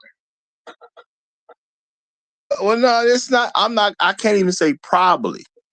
I Oh, lived probably. long enough that it's a fact I should have chose somebody else. If I would have chose somebody else, I would have had the family that I wanted. I would have did what was natural to me based on the family that I was raised from. It was natural to become 18, figure out what you're going to do with your life, get married, have kids, raise a family. That was the natural, normal thing to do. But I decided she had to be a black woman. And that's why I got messed up. Real talk. You know, and I'm gonna say maybe my family was hoping for the best. You know what I'm saying? You know, because nobody said, "Hey, just get one of them other ones." So maybe my family was they were just been the hope that it can't be as bad as we think it is. You know, I'm gonna say for older people. You know, the older people probably just didn't want to accept that it's as bad as it actually is. You know, but again, y'all, the point of this show was not to argue about what a patriarchy is. My point has been every move that we as black men have made to try to establish one has been countered mainly by white men, white women, and black women. That's why if you have a child today as a black man in America, more than likely your child will not be raised in your home. It's not a coincidence when you're talking about millions and millions and millions of people. Why is that? Because the black woman thinks that child should be under the submission of white supremacy instead of a black patriarchy. It's that simple at the end of the day. She knows she's going to carry out white supremacy. She know what that white man says she down with. There's no question in her mind about how down she is. The only issue is how down are you. Now, if she think you down, she might rock with you. Mm-hmm. But let you ever give an indication you ain't down. You may have convinced her for years. Maybe y'all did get married. Maybe y'all had some kids. But at some point in time, she started to think you not down with that white man. Oh, we getting a divorce. Baby, you want to be free? Baby, you want to take me to the islands and have a better life? You want to be free? Nah, Kuta. You can't be free to plantation. Yeah. See, my thing is, I truly believe it's not a talking point. I truly believe if black women believe that you as a black man want to rule your own, she automatically is dead set against you. That's what I'm saying. This is not a talking point. This is me accepting what has been happening since even before I was born. If I accept the information that's available, black women ain't trying to rock with us like that. I'm talking about the collective. Now, can you find a guy with no legs? Yeah, he exists somewhere. So can you find a black woman who's actually down for you? Possibly. If you probably can find her before she's 23, or she'll probably already be gone. She's not even on the market no more. Because good women don't have a problem getting married. Yeah, now you say 75% of black women are unmarried. I'm going to say again, good women don't have a problem getting married. You know? So if most of them ain't married, that means most of them ain't good. It's that simple at the end of the day. Because black women don't have to depend on black men to marry them for them to be married. We as black men are only 6% of the country. It means we're only 6% of men. So they have 94% of men who can take them if they want them. So it ain't got nothing to do with us. It's got something to do with them. No other man want to harbor white supremacy in his household, bro. Like at the end of the day, bro, if he gonna be harboring some kind of supremacy, it need to be Asian supremacy, right? If a black woman gonna be in his house, she need to be harboring, let's say, Mexican supremacy, right? If she gonna be there, right? But black woman's cultural values is white supremacy, right? So no Asian man need no white supremacist teammate in his household. At the end of the day, bro, because I'm either gonna be running Asian supremacy or whatever, right? Or you do got the knee bent, the new we're gonna call it knee bent supremacist men, the Asian dudes, get that whatever the white man says is good. So either or, right? But they can only be with those kind of dudes. Well, I'm going to say something real quick. It's going to sound crazy. I know it is, but I agree with Great Black Reset what he said. It don't matter if that woman is on your page and doing what she's supposed to do. White supremacy don't matter when it comes to a patriarchy. She's going to do what she's supposed to do because that's what she's supposed to do. And white supremacy can't mess up that kind of patriarchy. We Well, You still understand waiting what I'm on you to saying? say something. We still waiting on you to say something crazy. but you're Oh, right, because that me agreeing with you is the crazy part. My nah, fault. Oh, that don't sound crazy to me at all. Because the truth be told, people was asking. Somebody asked earlier, "Well, how did we get here?" It's because we didn't accept just that as women being on our side. We thought some Exactly. of us thought some women were on our side and found out later that they weren't on our side. Some of us took some women that weren't on our side because we felt bad. You know what I'm saying? We thought we had to step up as men and make these things happen. Because that's a lot of our belief systems at the end of the day. We as men truly believe, I'm talking about black men, especially in America, we really believe the black women over here, their conditions is somehow our fault. Hey, Roger. We So believe that. I want to say this real quick. I want to say this because uh, I think this is some crazy shit. One, even if your woman's on your side, have we not seen what America has done? A woman on your side is not going to stop a flood. A woman on your side is not going to stop a bomb. A woman on your side is not going to stop you from getting HIV or herpes from that blowjob on the weekend you get from the strip club. Great Black Reset. We know you do that. So, at the end, brothers, right? Oh, I mean, you've been oh, looking in my window at night. That's what you've been doing. That's what you've been doing. oh. white supremacy has demonstrated to you, to everyone here, how they get down. And see, like it's still part of the problem. This mythical black queen. All of a sudden, that's all I need to stop smallpox on a blanket. That's all I need for a bomb to protect myself from the bomb. Niggas, get a drink of get a beer or something. Stop the cocaine use because this country has demonstrated 400 years plus that they do not have a problem putting foot to ass. I, I'm gonna ask you. I just want to ask you a question, man. Swim champ, man, right? So when it comes to the poison blankets, was that the women handing out the blankets, or was that the men handing out the blankets? Say Both. again? I'm asking. I got three questions, right? So when it came to the quote unquote was the white woman out there on the plane dropping the bombs, or was it the with the white man, right?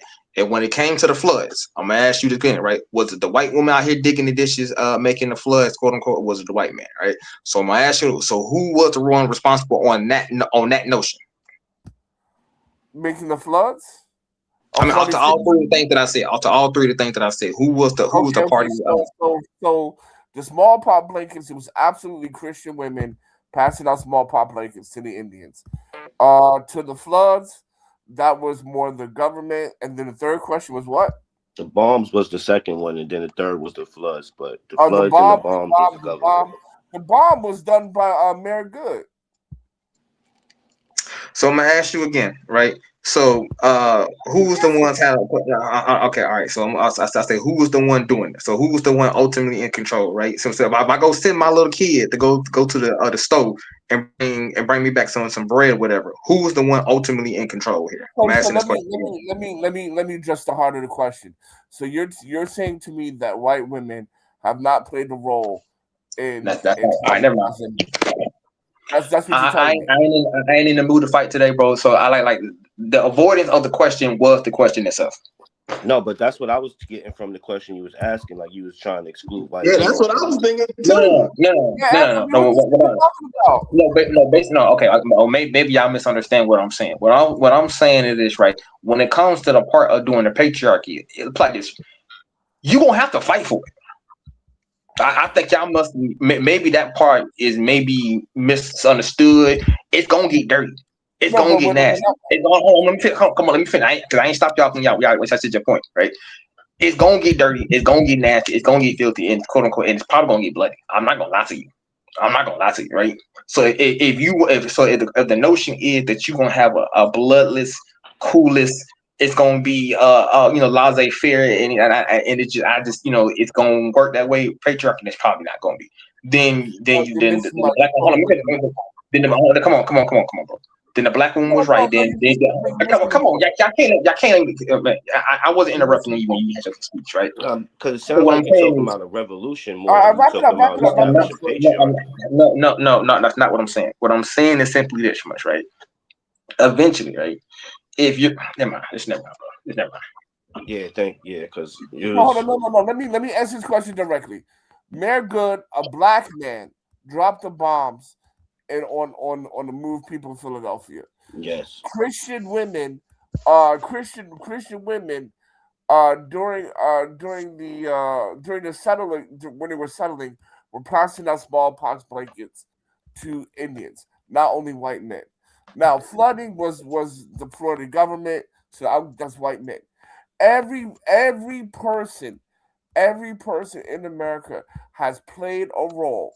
Including black people, has played a role to the demise of black Black people people. as a whole. I'm Everybody. not saying that. I mean, that's not necessarily what Yeah. I'm saying. What I I'm answered, saying.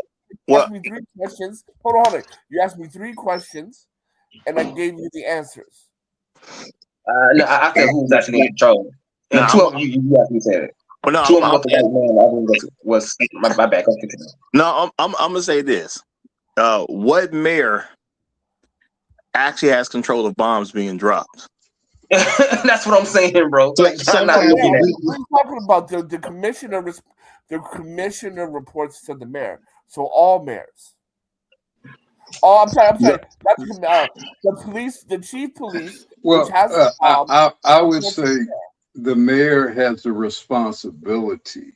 I don't know if the mayor actually authorized that. In fact, there's been a lot of suspicion as to whether or not that was a federally orchestrated event. But Exactly. that's going to take things in the whole, because let's recall who was president at that time. That was Ronald Reagan. How This you get is the bombs in the Iran first place? Contra, all them folks. Yeah, there's a lot of questions. Exactly, maybe they supposedly they use some federal helicopter. There's a lot of speculation about what, yeah, who was what, really And behind when it comes to what the yeah. poison happened there. blanket, my question Yeah. is how do they not But know but not the, to but cover I themselves with the agree. fair The blanket? mayor is going to get the blame for it because yeah, ultimately the buck stops with the mayor because the police And did the it. police So I commissioner agree with reports that. to the mayor. Yeah, and all I'm gonna say, yeah, because I don't want to that's go true. down no conspiracy theory road. At the end of the day, the United States military, which has access to bombs, is controlled on a federal level. It's not no city mayor has control of bombing anything, and that's just a fact. Well, the point Yeah, is, I mean, and it's it's unlikely because there were over 60 homes destroyed. So by doing that, and a lot of people killed, children were killed. So but you're listen, not listen. going to do that. You're not going to do that unless you think the feds are gonna not bother you about it. Because otherwise, a lot of important people end up going to prison So the Exactly. point, in Philadelphia. my point is this: like we're splitting hairs, and this is where the kind of No, we're not sitting here. No, romanticization we of are. the We are. conflict comes in, because at the end of the day, if you want to say that the federal government did it, okay, cool, I'll believe that because white people has been white people have been doing things like that for forever. but they're not. It's not exclusive to only white people. That is the point.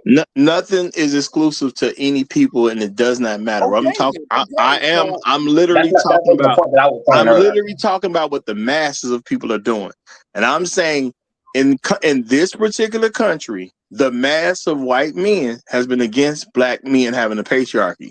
The mass of white women have been against black men having a patriarchy, and I'm also saying the mass of black women for a long period of time has been against black men having a patriarchy. That's and I, why it's such an issue and for I'm one going to to be add, established. and I'm going to add, the masses of black men have a problem with establishing a black patriarchy. I'm adding to that. Yeah, never mind. Well, But I would say over the last 30, maybe 40 years, that's true. I think our grandfathers would have viewed that differently, but I mean, we're 60 years in great society, welfare programming, baby mama, no fault divorce. So sadly, I would agree that many of us have been brought up under the gynocracy as well. Yeah. I'm gonna say the last 30 years. If you go back 30 years, you make a good point, and I think you could actually make a good argument for it being the mass, because the mass of those men were raised by black women. Absolutely, Well, man. we saw that on that panel, that infamous panel with Clifton Powell. We saw that manifested in microcosm form on that panel. That the majority of those men are on some gynocratic. Yeah. All right. And shout out to Inspire True Broadcast. Yeah, shout out to Inspire True Broadcast. He says these are proximal causes, distal causes, and root causes. Understand the difference between each of those moves. Each of these a move strategically, and I will agree with that. There's things that some things kind of change over time, and that's why I'm trying to give black women some credit that at least our great grandmothers who actually had to deal with slavery, at least half of them probably was on our side. At least half. I'm trying to give them some level of credit. It's that because certain things happen over time, people made decisions about what they wanted, and them being able to see how they can get what they want. They said, well, we don't want to be with these niggas because we don't believe we're going to get what we want with these niggas.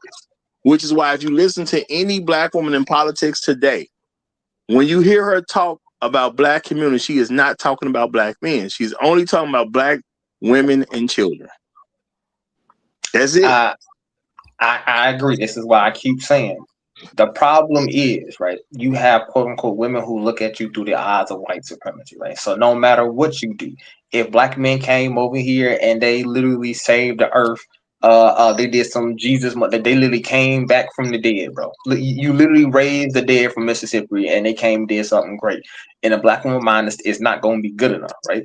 So at the end of it, so that's why I say you should go date other women, right? Like myself. Like I go down to the DR on a decent basis, right? I go out to Uganda, right? I go out to these places, right? I go out to these places to set up so people can actually have a mind frame and see that, you know what, the world is bigger than just my block. But the world is bigger than just Atlanta. It's bigger than Florida. It's bigger than Chicago. It's bigger than New York. It's bigger than that, right? The world is bigger than, like I said, state. I could agree with that. I see that real nigga. That's the blue flame nigga right there. That's him. Well, it's interesting because you had that one Russian guy came all up in Africa and came all up in Africa. Yeah, that's a double entendre.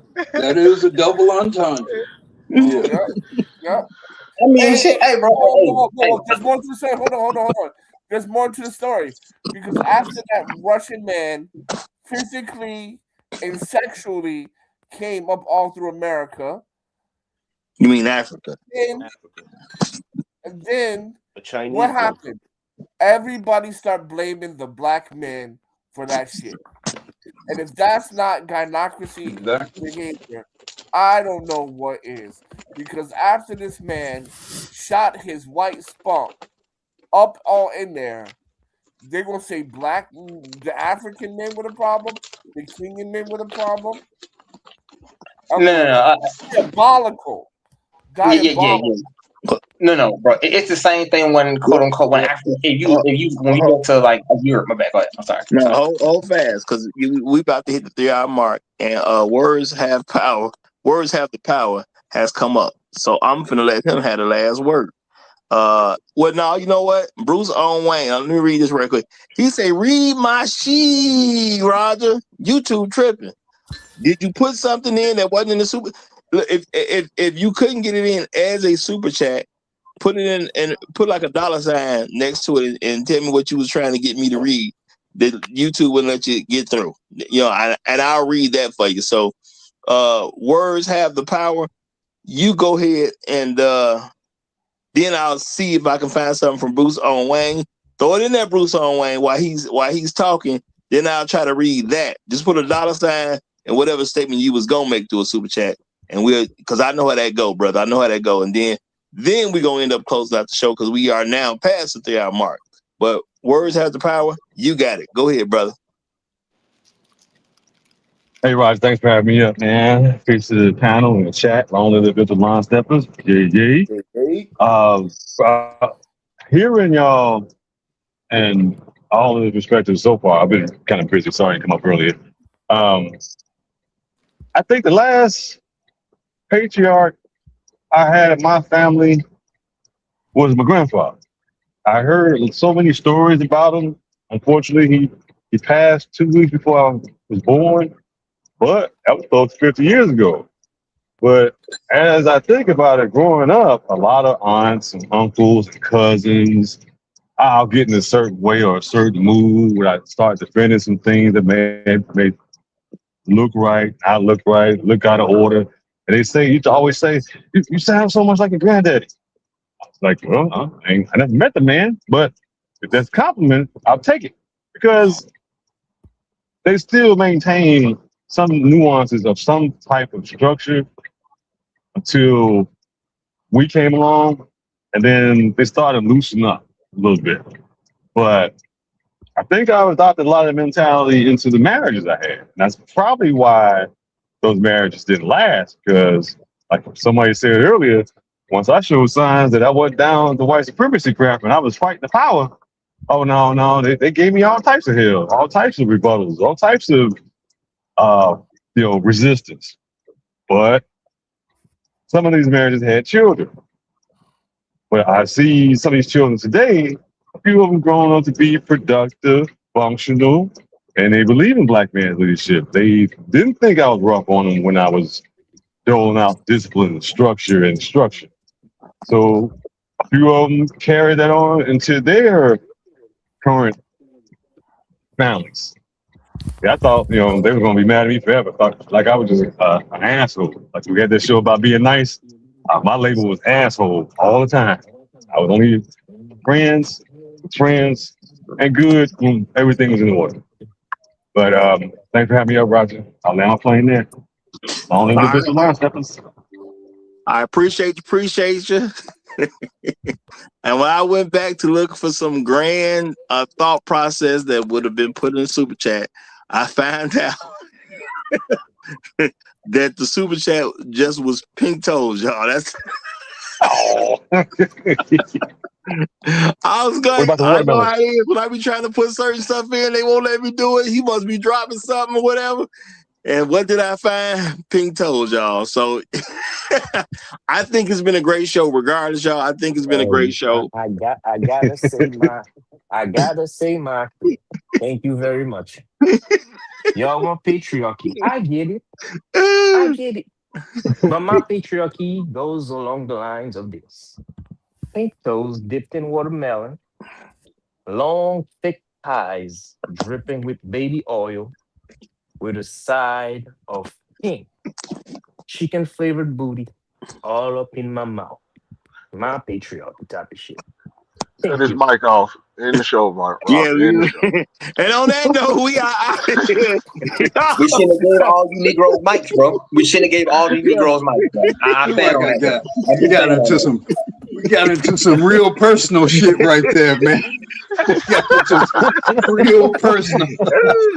Y'all have a good rest of y'all day. Thank y'all for joining. Make sure you subscribe. You got the realest show on YouTube, 9 a.m. Chicago time, Monday through Friday, y'all. We here. Make sure you here in the future. Long live Habitual Line Steppers. I'm Roger. I'm right. And I'm out. Hold on. So what? Yeah, yeah.